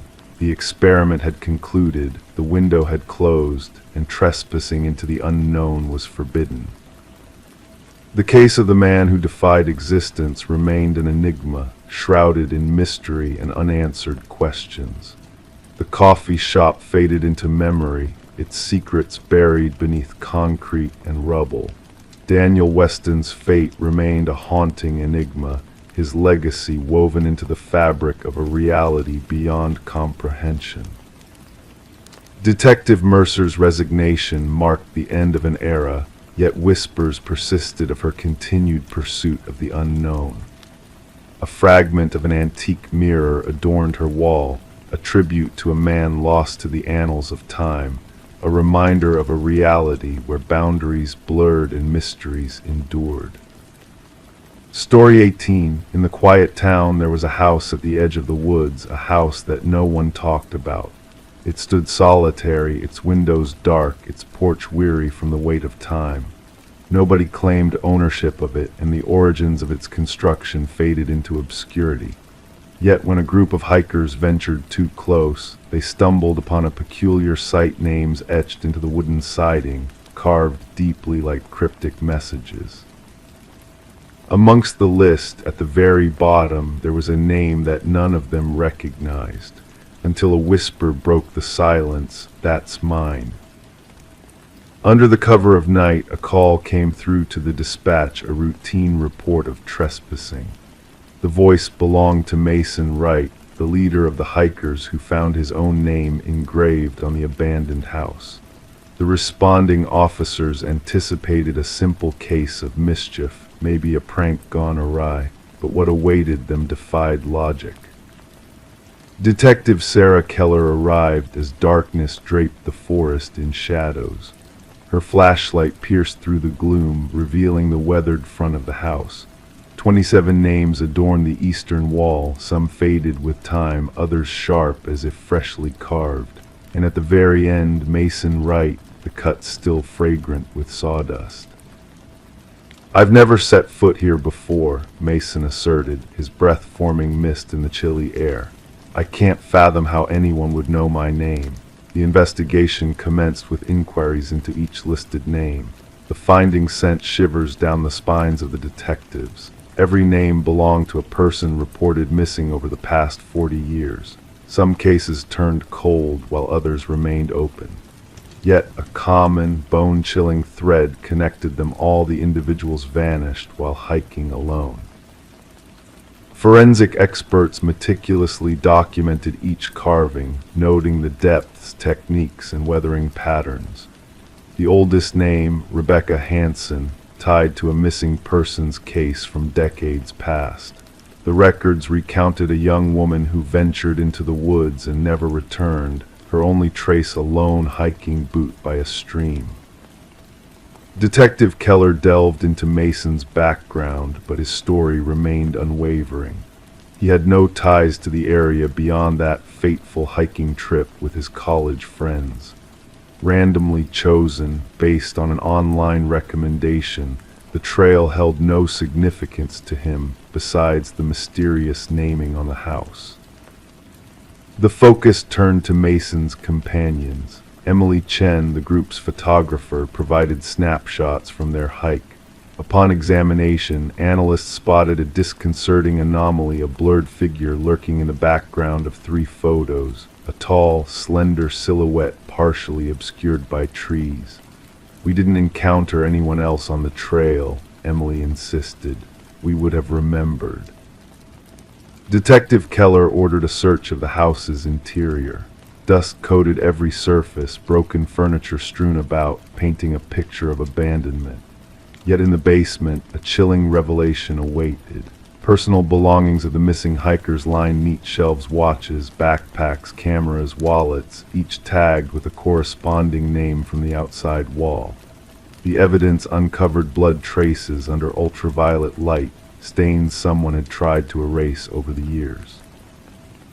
Despite no bodies found beneath the house, cadaver dogs signaled towards the dense forest behind the property. As the investigation deepened, Mason's behavior turned erratic. He reported eerie incidents, whispers outside his apartment, mysterious footprints leading to his door but never away, shadowy figures observing from afar. Assigned protection, Mason spiraled into paranoia. A breakthrough emerged with buried land records revealing the house's previous owner, a reclusive hunter named Victor Blackwood. Descriptions painted him as a tall, gaunt figure seldom seen by neighbors. Blackwood vanished without a trace 15 years prior, his disappearance left uninvestigated. Armed with a warrant, Detective Keller led a search deeper into the surrounding woods. Crude hunting blinds scattered along popular trails unveiled a disturbing secret. Within one blind, a journal detailed meticulous observations, hikers' movements, equipment, routes. The entries escalated from hunting animals to hunting humans, outlining strategies for collection. The final pages chronicled the stalking of each victim, with elaborate accounts of target selection. A manhunt ensued for Blackwood, spanning multiple jurisdictions. Helicopters scoured the forest with thermal imaging, tactical units combed every crevice. Yet the suspect remained elusive. Mason ceased communication, his apartment empty upon investigation, save for a chilling message carved on his bedroom wall: "The hunter becomes the hunted." Weeks passed with no sign of Mason, until a grim finding in Blackwood's house shook the investigation. Concealed behind a false wall in the basement, a workshop revealed woodworking tools, preservatives, and a freshly carved wood piece bearing a new name: the missing lead forensic technician. Under constant surveillance, the house became a focal point, with cameras, sensors, and a vigilant eye. One night, sensors alerted authorities to a figure emerging from the forest, tall, slender, moving with an eerie grace. As tactical teams closed in, the cameras faltered, losing sight of the figure. When visibility returned, the mysterious entity had vanished without a trace. Today, the house remains under watch, a haunting reminder of the vanished souls. Mason and the technician never surfaced, their fate entwined with the enigma of the house. The investigation presses on, drawing resources as similar disappearances surface in other wooded realms. The names on the wall echo through law enforcement circles, a whispered legend that some dare not utter, for fear of adding their own to the list of the unspoken. Story 19, the hushed whispers of the old apartment building, carried a mysterious tale. Within its aging walls, a chilling presence lurked, unseen yet felt by those who dared to listen. Detective Morgan Shaw found herself drawn into a web of intrigue as she unraveled the enigmatic disappearance of Alina Reeves. The apartment, with its creaking heating system and rattling pipes, held secrets that echoed through the vents. Alina, a beloved kindergarten teacher, had vanished without a trace, leaving behind a haunting mystery that gripped the entire neighborhood. As Shaw delved deeper into the case, she uncovered a chilling truth. Alina had not been alone in her apartment. Someone had been watching, waiting, whispering through the walls. The evidence pointed to Harold Weber, the building superintendent, a man with a disturbing obsession with his tenants. Hidden passages revealed a sinister lair where Weber had lived among the walls, spying on his victims, capturing their every move.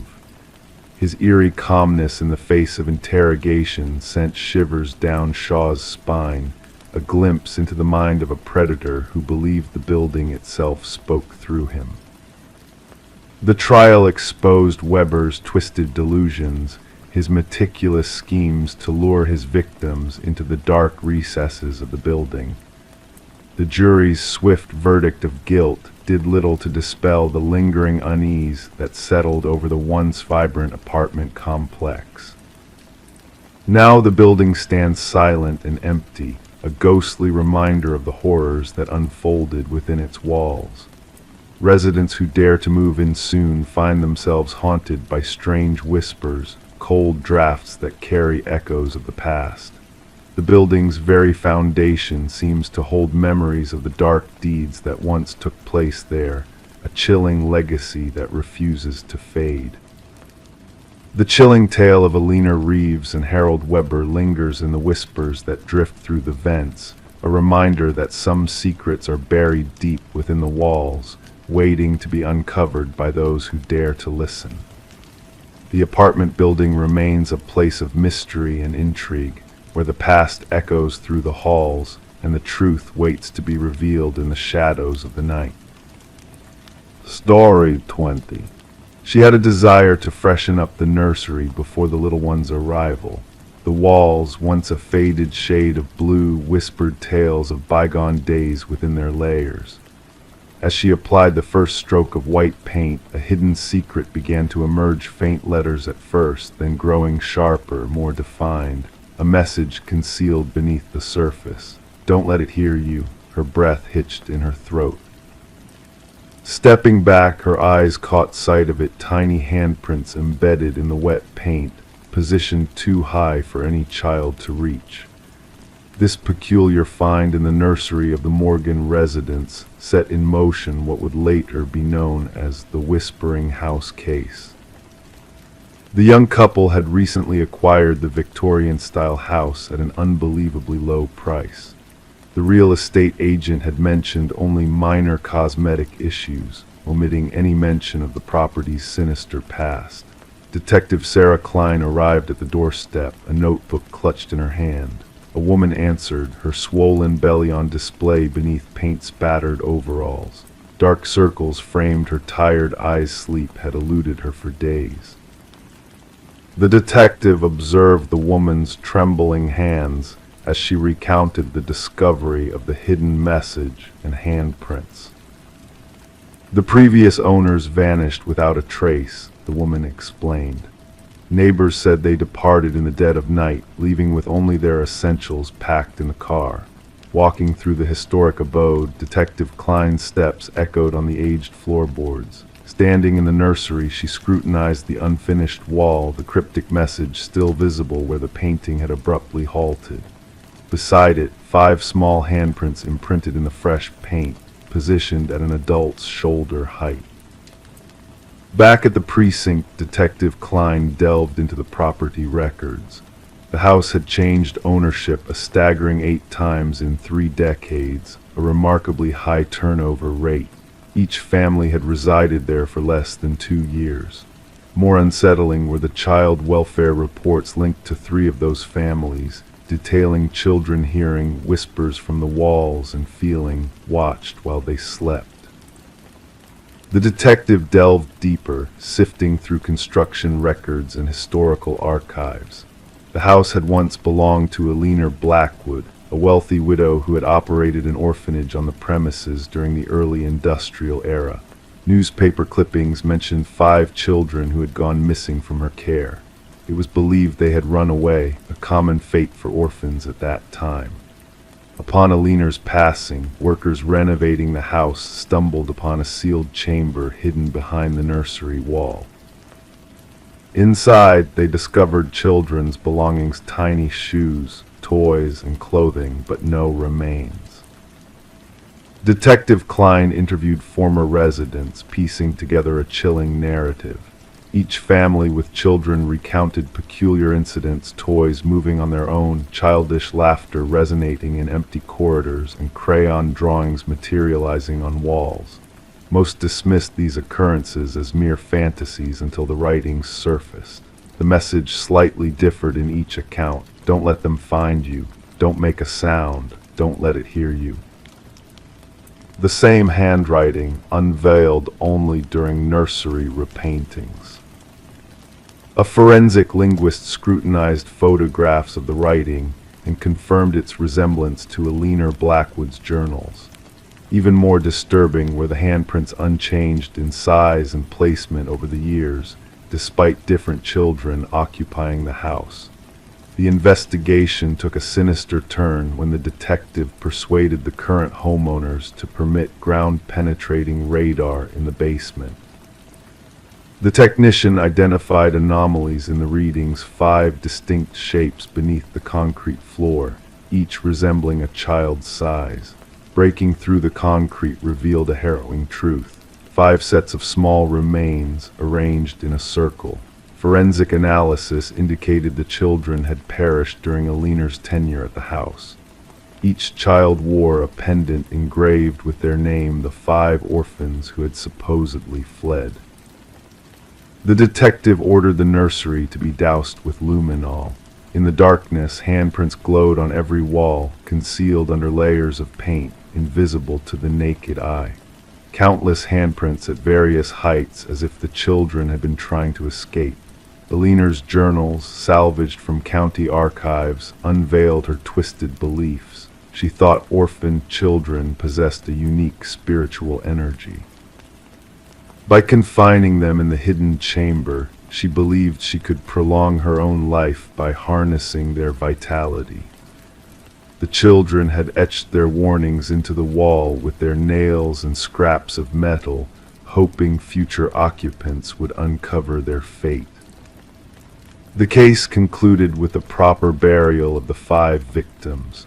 Their names were finally recorded as murder victims, not runaways. The house remained deserted, the expectant couple refusing to return even for their belongings. Detective Klein submitted her final report, featuring photographs of the luminol-lit handprints and the concealed message.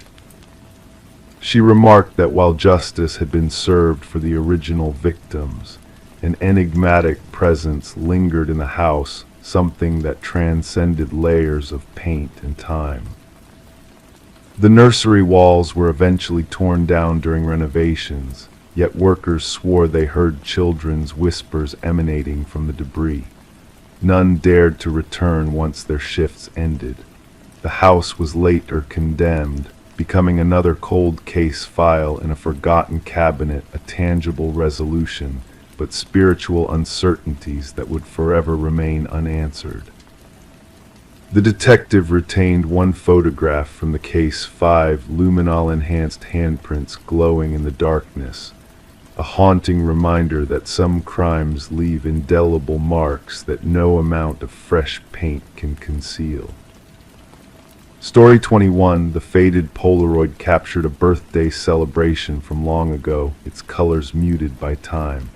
Smiling faces, flickering candles all seemed ordinary at first glance. But as the daughter sifted through the box of vintage photos left behind by her late mother, she noticed it. A presence lurking in the background, just beyond the group. A man, shrouded in darkness, standing on the fringes of the candlelight. He did not belong to the family pictured. No one recalled his presence. Yet with each passing photo, he drew nearer. Sarah Winters stumbled upon the collection while clearing out her mother's attic after the funeral. Among the memories stored in a simple cardboard box labeled Memories, she found a series of snapshots capturing moments of joy and togetherness from her childhood. What should have been a comforting discovery turned into the unraveling of a chilling mystery. In the initial photograph, the figure was barely discernible, a shadowy silhouette lingering at the periphery of her 7th birthday party. By the following snapshot, he had crept indoors, and in the 3rd photo, he loomed behind her uncle, unnoticed by all in the frame. Disturbed, Sarah reached out to her father, her voice quivering as she described the unsettling revelation. "Dad, who is this man in the background of all these pictures?" she inquired. A moment of silence passed before her father responded with a sharp intake of breath. "What man? There shouldn't be anyone besides family," he insisted. Seeking answers, Sarah captured digital images of the Polaroids and shared them with her father. His subsequent call revealed a deep unease in his tone. "We would have noticed a stranger," he muttered, disbelief lacing his words. Detective Marcus Reed attentively listened as Sarah laid out the photographs before him at the precinct, the patter of rain against the windows providing a soothing backdrop. Shadows danced across the evidence on his desk as his experienced gaze scanned each image methodically. "No one recognized this individual?" he inquired, his voice a blend of neutrality and intrigue. Sarah affirmed, arranging the photos in chronological order to highlight the figure's progression. As the detective leaned in, a revelation slowly dawned on him. The mysterious man seemed to purposefully maneuver through the party in each photo, edging closer to the children with each captured moment. In the final picture, he loomed directly behind Sarah's younger self, a ghostly hand poised near her shoulder, just out of frame. "Perhaps the photographer," Reed suggested, though doubt tinged his words. "My mother took all these photos. She set the timer and stepped into the frame," Sarah clarified. Copies were made, a case file opened, and an investigation ensued. Contacts were made with surviving party attendees, but none could recall the enigmatic figure. No hired servers, no visiting neighbors, just a secluded countryside property chosen for its privacy. Even facial recognition software failed to unveil the man's identity, his obscured presence hinting at a deliberate avoidance of detection. The case took a significant turn when Sarah unearthed more photos from different family albums, spanning various gatherings and years. The assistance of a computer specialist revealed hidden details within the images, shedding light on the figure's obscured features, a scar, a ring, a reflection hinting at his true visage.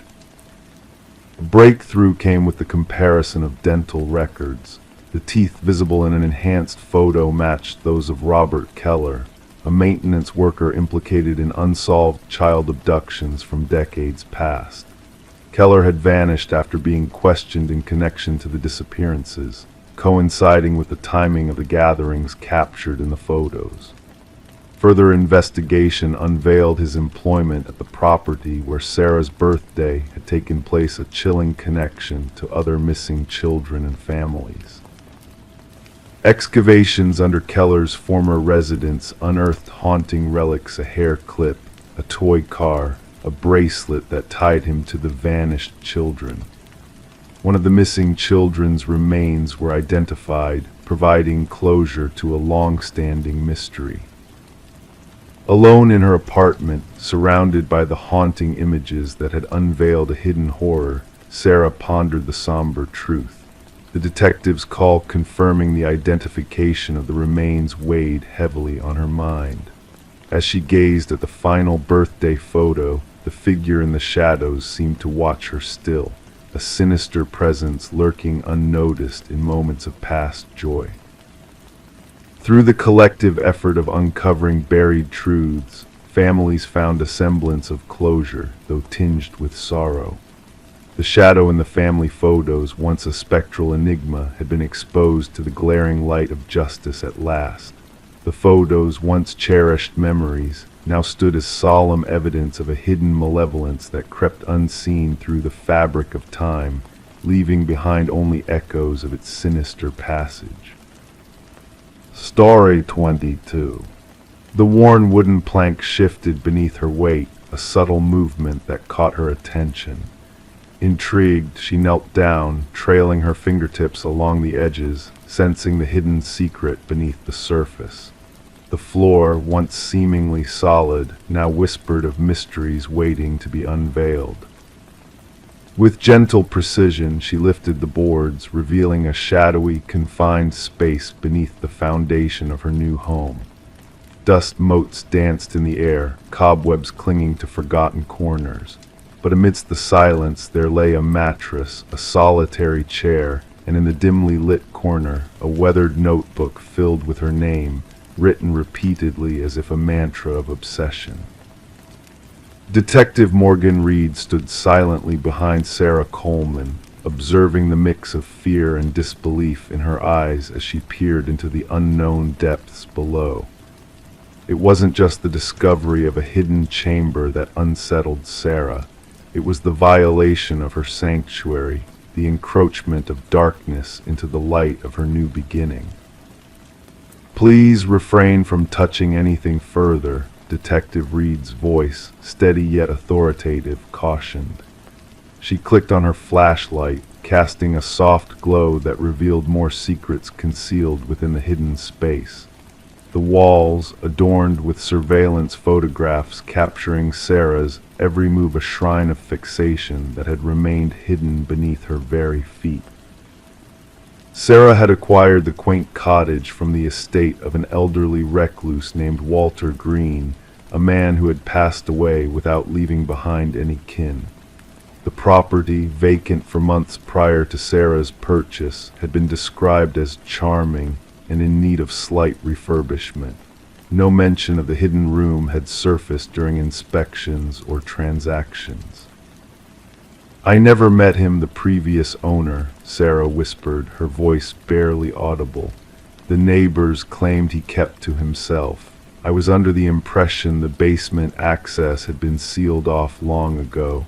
That's what the inspection report indicated." As crime scene investigators arrived, their tools clattering against the wooden floor, they meticulously documented every detail, extracting the mattress, chair, and the haunting notebook from the clandestine chamber. Forensic analysis later unveiled a myriad of fingerprints belonging solely to Walter Green, scattered in his secret sanctuary. The unsettling revelation came with the timeline constructed by investigators, a revelation that Walter had been surveilling Sarah for over 3 years, blending seamlessly into her everyday life without her knowledge or recollection. He had shadowed her steps, shared her spaces, all unnoticed by the unwitting subject of his fixation. The progression of fixation often escalates, the department psychologist elucidated during a debriefing. From fantasy to calculated intent, the hidden room suggests a meticulous plan unfolding. Detective Reed's inquiries took a sharp turn upon interviewing Walter's former coworker from the local shopping center maintenance department. An air of discomfort surrounded the man as he nervously fiddled with his wedding band, revealing snippets of Walter's musings about Sarah, his belief that she held a resemblance to someone significant.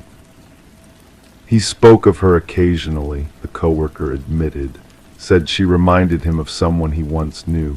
"I assumed it was harmless infatuation, the ramblings of an aging man. I never imagined." His voice trailed off, his gaze fixed on his hands. "Did he ever articulate any intentions involving her?" Reed probed further. "Not explicit plans, but he had this phrase he'd repeat, 'She belongs with me.' I figured it was just his ramblings, the coworker confessed. Securing a warrant to explore Walter's abandoned workplace locker unveiled a key that led to a storage unit registered under his name, a hidden trove of chilling revelations. The metallic door of the unit screeched open, revealing a replica of Sarah's former life, meticulously recreated by the obsessively fixated Walter Green. Furniture mirroring her apartment, a mannequin dressed as her doppelganger, and a calendar ominously marked with a date mere days after Walter's demise, all hinting at a macabre design that had nearly come to fruition. The word "together" scrawled across the circled date added a sinister weight to the unfolding narrative. Delving deeper into Walter's past unveiled a history of institutionalization due to an overpowering obsession with a past figure, a teacher he had fixated on during his youth. Released back into society, he had lived undisturbed until Sarah unknowingly reignited his dormant compulsion. Spread across the table in a precinct were the remnants of Walter's twisted devotion, captured in forensic photographs. In his mind, their connection was ordained, destined, Reed remarked somberly, a testament to the tragic delusion that had consumed Walter Green.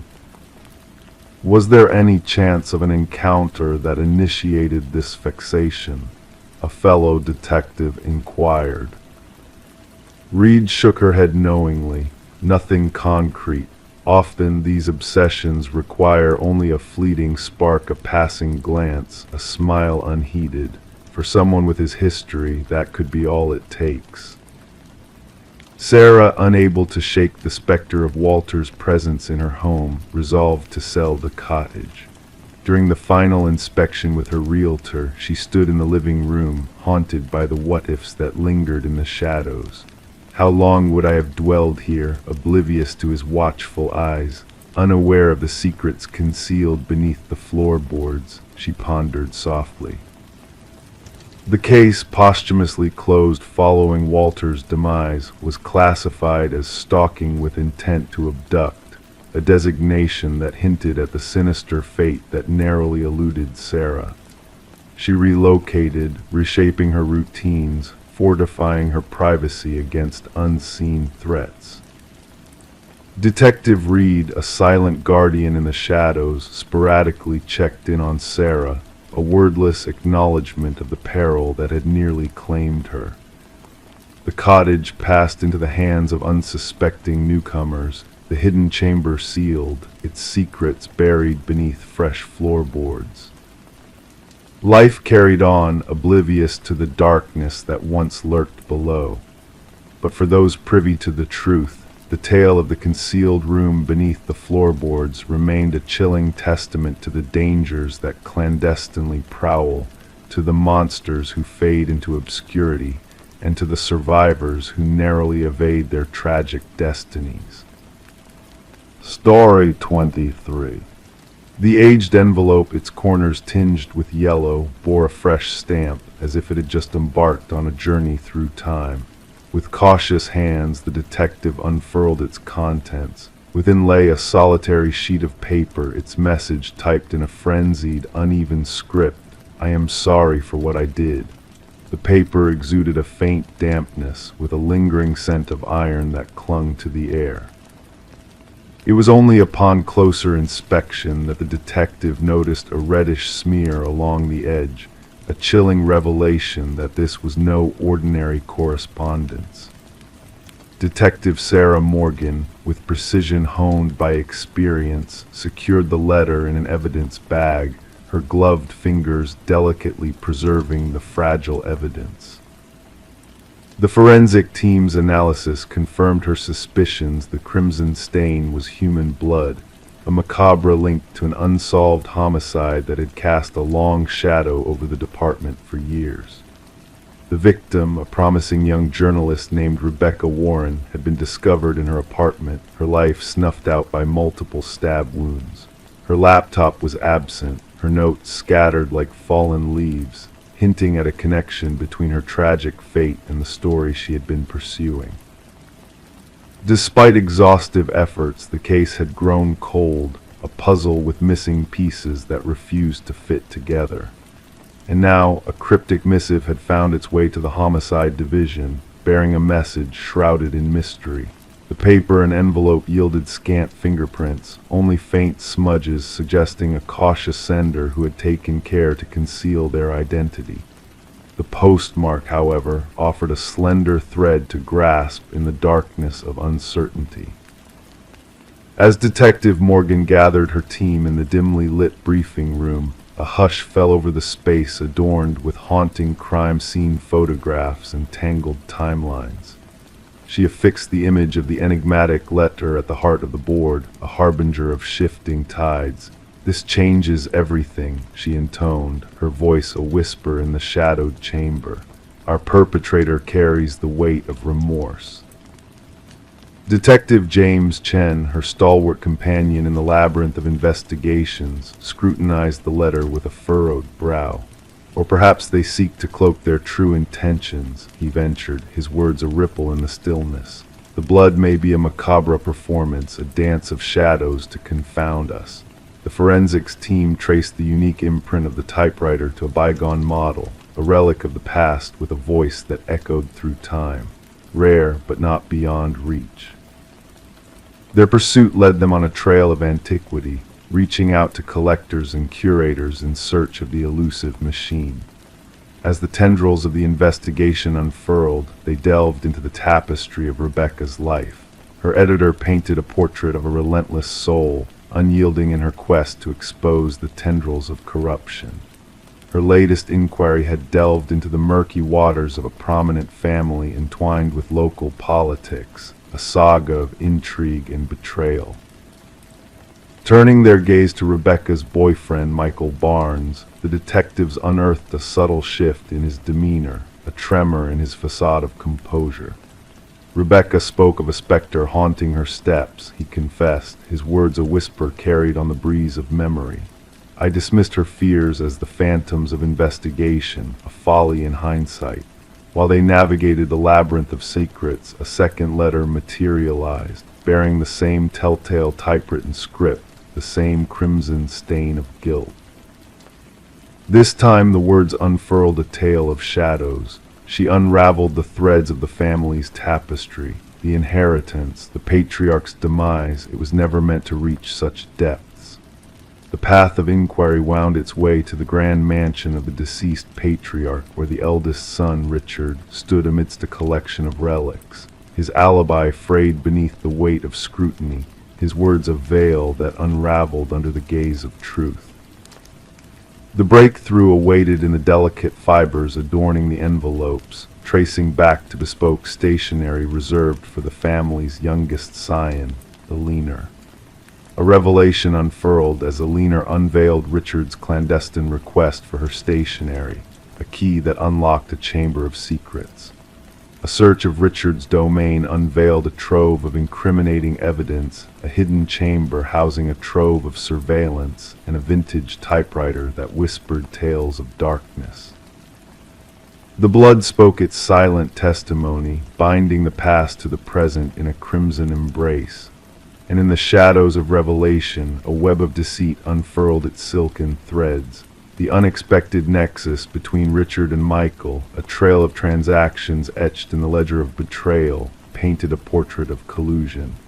When confronted, Michael's resolve crumbled like a fortress besieged by truth. Rebecca unearthed a truth that festered in the shadows. His confession hung heavy in the air, a reckoning with the specter of complicity. The final chord resonated as a Leaner emerged from the shadows, bearing a recording that laid bare the depths of treachery. The trial unfurled like a tapestry woven with threads of deception, each strand a testament to the fragility of deceit. Richard's protestations of innocence crumbled beneath the weight of evidence, a castle of lies besieged by truth. The jury's deliberation was but a fleeting shadow in the halls of justice, a reverberation of guilt that echoed through the chamber. As Richard was led away, Justice's hand extending to claim its due, Detective Morgan approached Rebecca's kin, her presence a beacon of solace in the storm of grief. The stained letters, remnants of a tale woven in shadows, found their resting place in the vault of memory, a testament to the fragility of deception. The case of Rebecca Warren stood as a monument to the art of unraveling mysteries, a reminder that even the most carefully spun webs of deceit bear the insignia of truth. And in the stillness of the night, as whispers of the past intertwined with the promise of dawn, the shadows whispered tales of justice prevailing, a melody of closure in the symphony of the night. Story 24: The Enigmatic Manor. The new owners perceived it as a mere peculiarity, the crackling of the old intercom system in the dead of night. A relic of a bygone era, revamped but left to gather dust in obscurity. Yet one fateful night, the husband, driven by curiosity, pressed the button. A whisper laden with a haunting question crackled through the aged speaker. "Why did you return?" Startled, he recoiled, his hands trembling. His wife, a ghostly presence behind him, softly uttered, "I never uttered those words." Nestled amidst ancient oak trees, the Victorian manor exuded an air of mystery, its worn façade a stark contrast to the contemporary interior.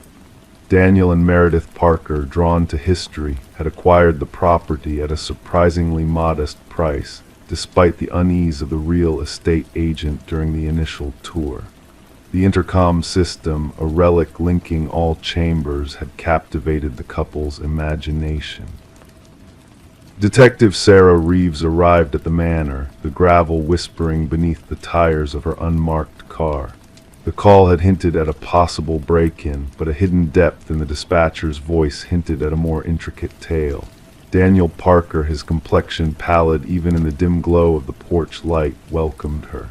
"It all began with the intercom," he explained, leading Detective Reeves through the majestic entrance. Initially static, then whispers, then coherent sentences. "My wife deemed it a figment of my imagination until she, too, heard it." In the living room, Meredith sat stiffly on an antique settee, hands clenching a steaming cup left untouched. "We stumbled upon something hidden behind the wall," she divulged abruptly. Daniel sought to expand the pantry, and upon dismantling the drywall, her voice faltered. Concealed behind the wall, wrapped in decaying plastic, they unearthed a small leather-bound journal. Detective Reeves, donning gloves, delicately unfurled its fragile pages. The script, a blend of elegance and urgency, belonged to a woman named Elena, the former resident. Her entries chronicled a mounting apprehension about her husband Vincent's malevolent intentions. "The last entry dates back 30 years, Daniel elaborated. Subsequent to that, silence. The previous owners asserted they acquired it from an elderly man who relocated to a retirement community. Investigations unveiled the ownership of the house by Vincent and Elena Blackwood. Records indicated Vincent sold the house shortly after Elena purportedly departed. No divorce proceedings, no change of address, no financial transactions under Elena's name post the final journal entry. Detective Reeves orchestrated a meticulous examination of the premises. Ground-penetrating radar unveiled irregularities beneath the garden shed's concrete foundation. As the investigators breached the aged concrete, the truth materialized in the form of human remains. Forensic scrutiny confirmed the skeleton as a woman in her 40s, bearing signs of blunt force trauma to the skull. A gold wedding band engraved with "To Elena, my eternal love," was among the remains. The case against Vincent Blackwood rapidly solidified. Aged and residing in a care facility, he comprehended the accusations leveled against him. His response, when confronted with the evidence, sent shivers down the detective's spine. "She wouldn't cease her prattle," Vincent disclosed, his voice chillingly serene. "Persistently chattering through that infernal intercom, monitoring me, interrogating me. I disconnected it, yet she reconnected it herself. Claimed she wished to always reach me, regardless of my location in the house. His gaze wandered vacant. I merely craved tranquility. During his confession, Vincent unveiled the meticulous fabrication of Aliner's abandonment, even dispatching postcards to neighbors from various locales, penned in forged penmanship. He dwelt in the house for years subsequently, treading daily over the concrete concealing his buried wife. The trial concluded swiftly, with Vincent admitting guilt to murder. The presiding judge acknowledged the premeditated nature of the deed and the decades of deceit that ensued. Daniel and Meredith eventually relinquished the house, unable to endure its grim past. Prior to their departure, they held a commemoration for Aliner in the restored garden. The subsequent owners opted to remove the intercom system during renovations. Workers recounted hearing static and whispers during the removal, attributing it to interference from their tools. Detective Reeves revisited the Blackwood case file before its archival. As she sealed the manila folder, she pondered on how the house seemed to transcend time to unveil its enigma. Justice had finally caught up with Vincent Blackwood, courtesy of Aliner finding a means to make her voice heard. Among the local law enforcement, the case became renowned as the house that answered back. Occasionally, Detective Reeves would pass by the property on her way home.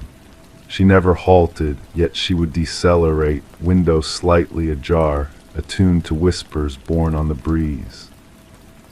Story 25. It arrived in the mail, wrapped in a plain envelope with no return address. A single brass key worn with time. The homeowner didn't recognize it, but something about it felt familiar.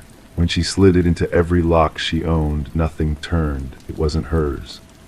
But when she placed it on the coffee table, the old grandfather clock in the hallway let out a single, hollow chime despite having been broken for years.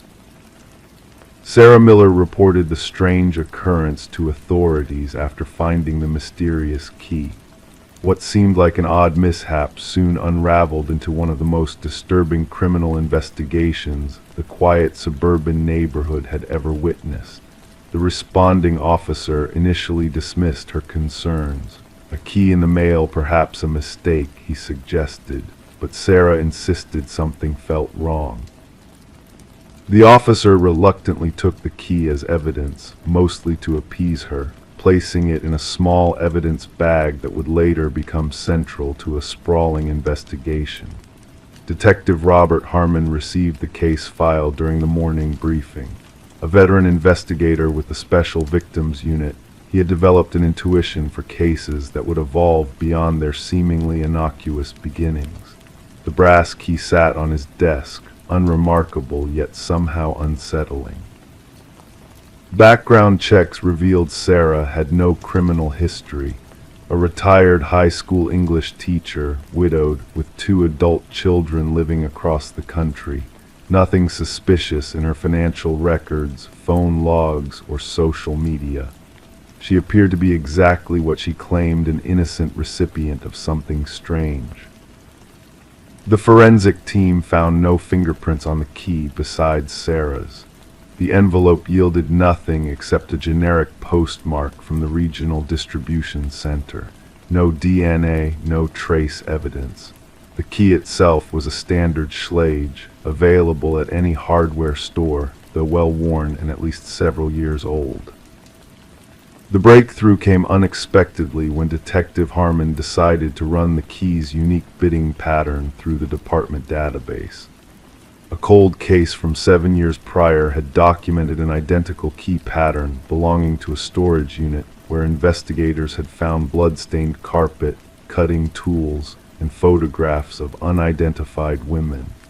The original investigation had stalled without sufficient evidence to identify a suspect. Harmon pulled the dusty case files. The detective who had worked the case had since retired. The storage unit had been rented under a false identity, paid in cash. Surveillance footage had long been overwritten. The evidence collected had yielded partial DNA samples, but no matches in any criminal database. The photographs recovered from the storage unit showed 5 different women, all appearing unconscious. Only 3 had been identified during the original investigation, all reported missing, but never found. Their cases remained open, classified as suspected homicides without bodies. Sarah Miller recognized none of the women when shown the photographs. She grew increasingly anxious as the investigation proceeded, installing new locks and a security system in her home. The question lingered, why had someone sent her this key? Harmon ordered a fresh analysis of the original evidence using newer techniques. The partial DNA sample was expanded and run through genealogical databases. This yielded a distant familial match, a second cousin twice removed from the suspect. Working backward through family trees, investigators narrowed their focus to Harold Jenkins, who had lived 2 streets away from Sarah Miller until moving away approximately 6 years ago. His current whereabouts were unknown. Further investigation revealed Jenkins had been a substitute teacher at the same school where Sarah taught, though they had minimal documented interaction. His employment records showed scattered work history, long unexplained gaps, and frequent relocations. His former residence yielded nothing unusual upon inspection. Neighbors described him as quiet, unremarkable, someone who kept to himself, the common refrain that often follows revelations about predators hiding in plain sight. The big question remained unanswered: why send the key now? Why to Sarah Miller? Harmon theorized it might be a trophy, a warning, or perhaps a macabre invitation. The search for Jenkins intensified. His driver's license hadn't been renewed, no credit card activity, no tax returns. The digital breadcrumbs people typically leave behind were conspicuously absent, suggesting an intentional effort to remain untraceable. The true horror of the case emerged when authorities investigated a small cabin registered to Jenkins' deceased mother. Beneath the weathered wooden floorboards, investigators discovered a concealed room accessible only through a trapdoor. Inside, meticulously organized shelves held dozens of identical brass keys, each with a name and date engraved on a small attached tag. 5 keys corresponded to the women from the photographs. The remaining keys, 27 in total, presented a horrifying implication of additional victims previously unknown to authorities. Buried behind the cabin, forensic teams recovered human remains. The excavation continued for weeks as investigators unearthed multiple bodies in varying states of decomposition. Sarah received round-the-clock protection as the manhunt for Jenkins expanded nationwide. Behavioral analysts suggested the key represented a twisted invitation, Jenkins selecting Sarah as someone to appreciate his work. The press dubbed him the Keymaster, a name that spread rapidly across national headlines. Fear permeated the community as residents questioned how such horror had existed among them undetected. Detection dogs tracked a scent from the cabin into the surrounding wilderness. Search teams combed dense forest areas. Thermal imaging drones scanned terrain too dangerous for ground teams. The manhunt became one of the largest in regional history. A wildlife photographer hiking in remote woods captured an image of someone matching Jenkins' description. The grainy photograph showed a bearded man with hollow eyes carrying a backpack, heading deeper into the wilderness. Authorities closed in on the area, establishing a perimeter. Tactical teams navigated difficult terrain while psychological profilers predicted Jenkins would not surrender. They anticipated he might have prepared for this contingency with hidden supplies and escape routes. The final confrontation occurred when a patrol officer encountered Jenkins attempting to cross a river. Rather than surrender, Jenkins retreated to higher ground, where he barricaded himself in an abandoned fire observation tower. Negotiators attempted communication for hours without response. When tactical teams finally breached the tower, they found Jenkins dead from a self-inflicted wound. Beside his body lay a journal containing detailed accounts of his crimes, alongside a single brass key identical to the one Sarah had received.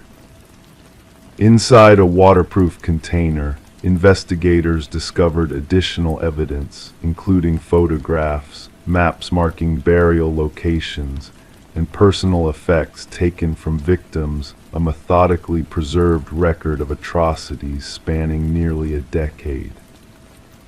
The journal's final entry addressed Sarah directly. "You never noticed me, but I noticed everything about you. The key opens nothing because what I wanted to give you cannot be unlocked with metal, only with recognition. Now everyone will remember my name." The subsequent investigation identified 32 victims in total.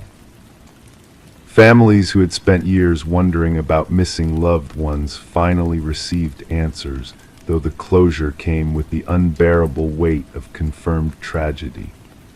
Sarah never returned to her home, unable to reconcile the horror that had brushed so close to her ordinary life. The grandfather clock that had mysteriously chimed was examined and found to contain a small wireless receiver Jenkins had been watching, waiting for the moment she received his gift. The case remains one of the most disturbing examples of predatory behavior hiding beneath a veneer of normalcy. Psychological researchers continue studying Jenkins' writings, seeking insights to identify similar offenders before they act. And somewhere in an evidence locker, a collection of brass keys sits in silent testimony to lives cut short, each key opening nothing, yet unlocking a devastating truth about the darkness that sometimes hides behind unremarkable facades. Story 26. In the heart of the city, the old library stood quietly, its fate sealed by the impending demolition. The workers toiled diligently, their machinery echoing through the halls as they dismantled the structure piece by piece. But fate had a different plan in store. As the workers neared the final stages, a stumble led to a remarkable discovery, a hidden latch nestled within the depths of a dusty bookshelf. With a soft click, the latch gave way, revealing a secret passage veiled from the world for decades. The workers gathered around, their curiosity piqued as the bookshelf swung open, unveiling a narrow corridor that beckoned them into the unknown. The air within the hidden room hung heavy, untouched by time, a silent witness to the mysteries that lay hidden within. No furniture adorned the room, save for a solitary chair bolted to the floor at its center. The workers exchanged uneasy glances as their eyes fell upon the wall, where a haunting message had been etched repeatedly. "I am still here." The foreman wasted no time and radioed for the authorities, sensing that this discovery was far from ordinary. Detective Morgan Walsh arrived at the scene, his seasoned eyes taking in the chilling sight before him. The walls bore the cryptic message, a silent plea echoing through the dimly lit chamber. Walsh commanded the officers to secure the area, his voice resounding in the confined space, shrouded in a veil of mystery and intrigue. The library's history whispered tales of the Harrington family, a name steeped in local lore and tragedy. The disappearance of their daughter, Rebecca, had cast a shadow over the family for years. She had vanished without a trace, leaving behind only unanswered questions and a void that could never be filled. As forensic experts combed through the hidden room, traces of a dark past began to emerge. Hair and fibers clung to the ancient chair, telling a silent tale of struggle and despair. The walls, etched with the words of a tortured soul, bore secrets that had long been buried beneath layers of dust and deception. Walsh delved deeper into the Harrington family's past, unraveling a web of deceit and betrayal. The timing of the library's donation after Rebecca's disappearance raised suspicions, hinting at a sinister connection that chilled him to the core. The contractor, loyal to the family patriarch Maxwell Harrington, held the key to unlocking the truth behind the hidden room. As the investigation unfolded, a chilling revelation came to light. The DNA found in the hidden chamber matched that of Rebecca, sealing her fate within those walls. Maxwell's dark obsession with his niece unfurled in the pages of a hidden journal, painting a portrait of a man consumed by greed and fear. The truth, once obscured by shadows, now stood bare and unforgiving. Maxwell's carefully constructed facade crumbled under the weight of his guilt and shame. His confession echoed through the room, a damning testament to the horrors that had transpired within those walls. Rebecca's final resting place was unearthed, her skeletal remains a stark reminder of the tragedy that had befallen her. The courtroom bore witness to Maxwell's reckoning as justice, long delayed, finally found its mark. The library, once slated for destruction, now stood as a somber memorial to a life lost and a truth uncovered. In the quiet hours of the night, as the city slept and the stars whispered their secrets, the old library stood as a sentinel of the past. The flowers left at its entrance bore silent witness to a life cut short and a soul that would forever linger in the whispers of the wind. And in the stillness of the night, Rebecca's whispered message, "I am still here," echoed through the corridors, a haunting reminder that some truths can never be buried, only laid to rest in the gentle embrace of time.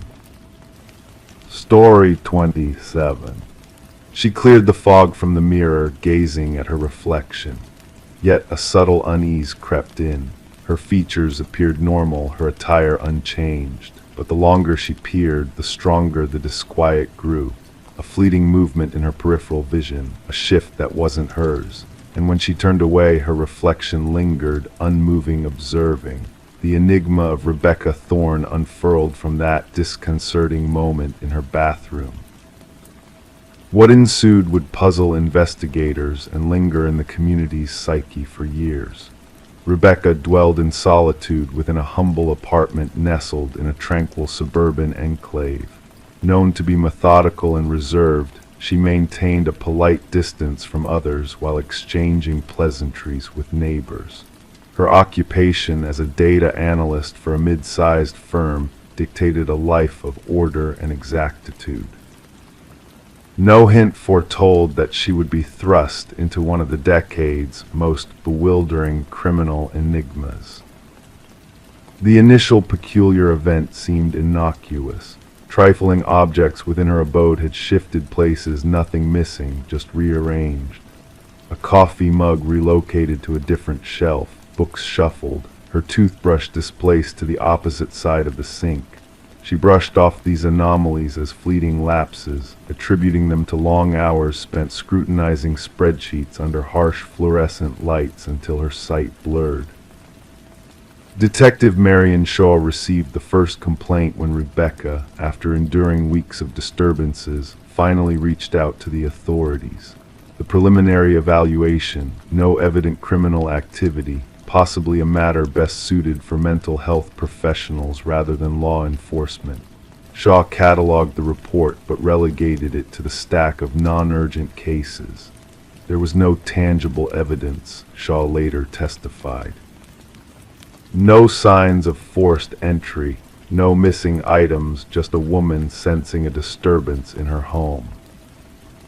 The pivotal moment arrived with the bathroom mirror incident.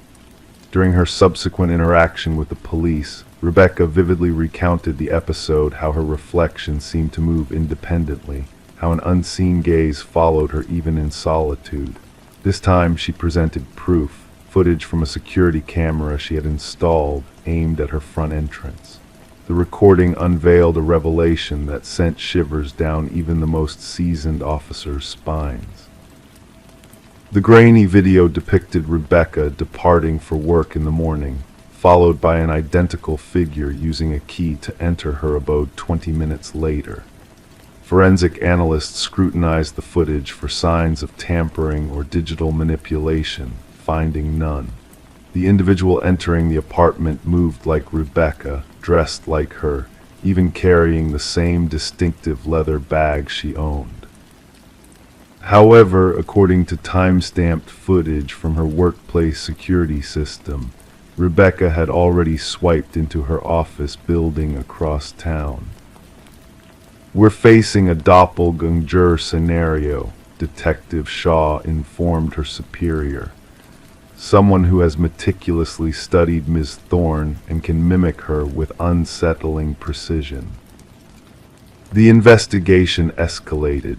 Fingerprints throughout the apartment matched solely Rebecca's. No foreign DNA surfaced. Neighbors reported seeing nothing unusual, only Rebecca's usual comings and goings. One neighbor, Mrs. Keller, mentioned a peculiar encounter with Rebecca returning home one evening, receiving no response, a departure from the norm but not alarming. Rebecca commenced documenting the disturbances in a journal. Minor alterations within her residence multiplied. Vanishing food she had no recollection of consuming. Her computer displayed searches she hadn't initiated. Most perturbing, she stumbled upon photographs on her phone's self-portraits resembling her but taken without her memory.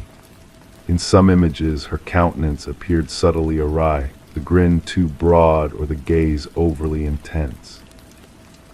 "I fear I'm losing my sanity," she confided in Detective Shaw during their third meeting. "Or perhaps someone is orchestrating this delusion within me." A breakthrough emerged when investigators discerned a pattern in the security footage. The doppelganger only entered during Rebecca's absence for specific appointments, therapy sessions, yoga classes, Sunday morning grocery runs, prearranged activities with foreseeable durations.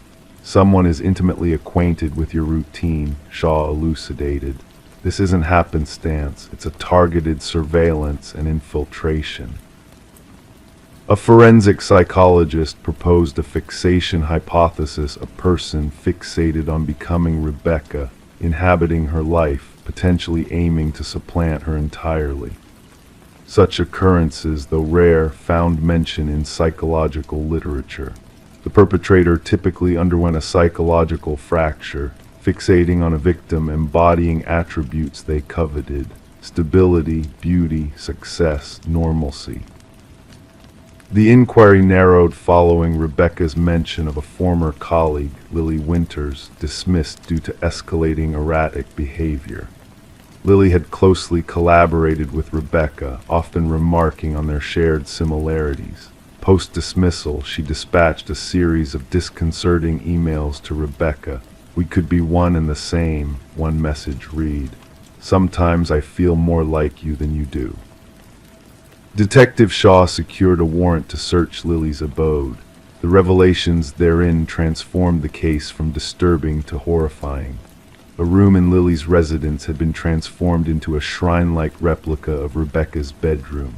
The walls adorned with photographs, countless snapshots of Rebecca entering her apartment, shopping, meeting acquaintances, all captured without her knowledge.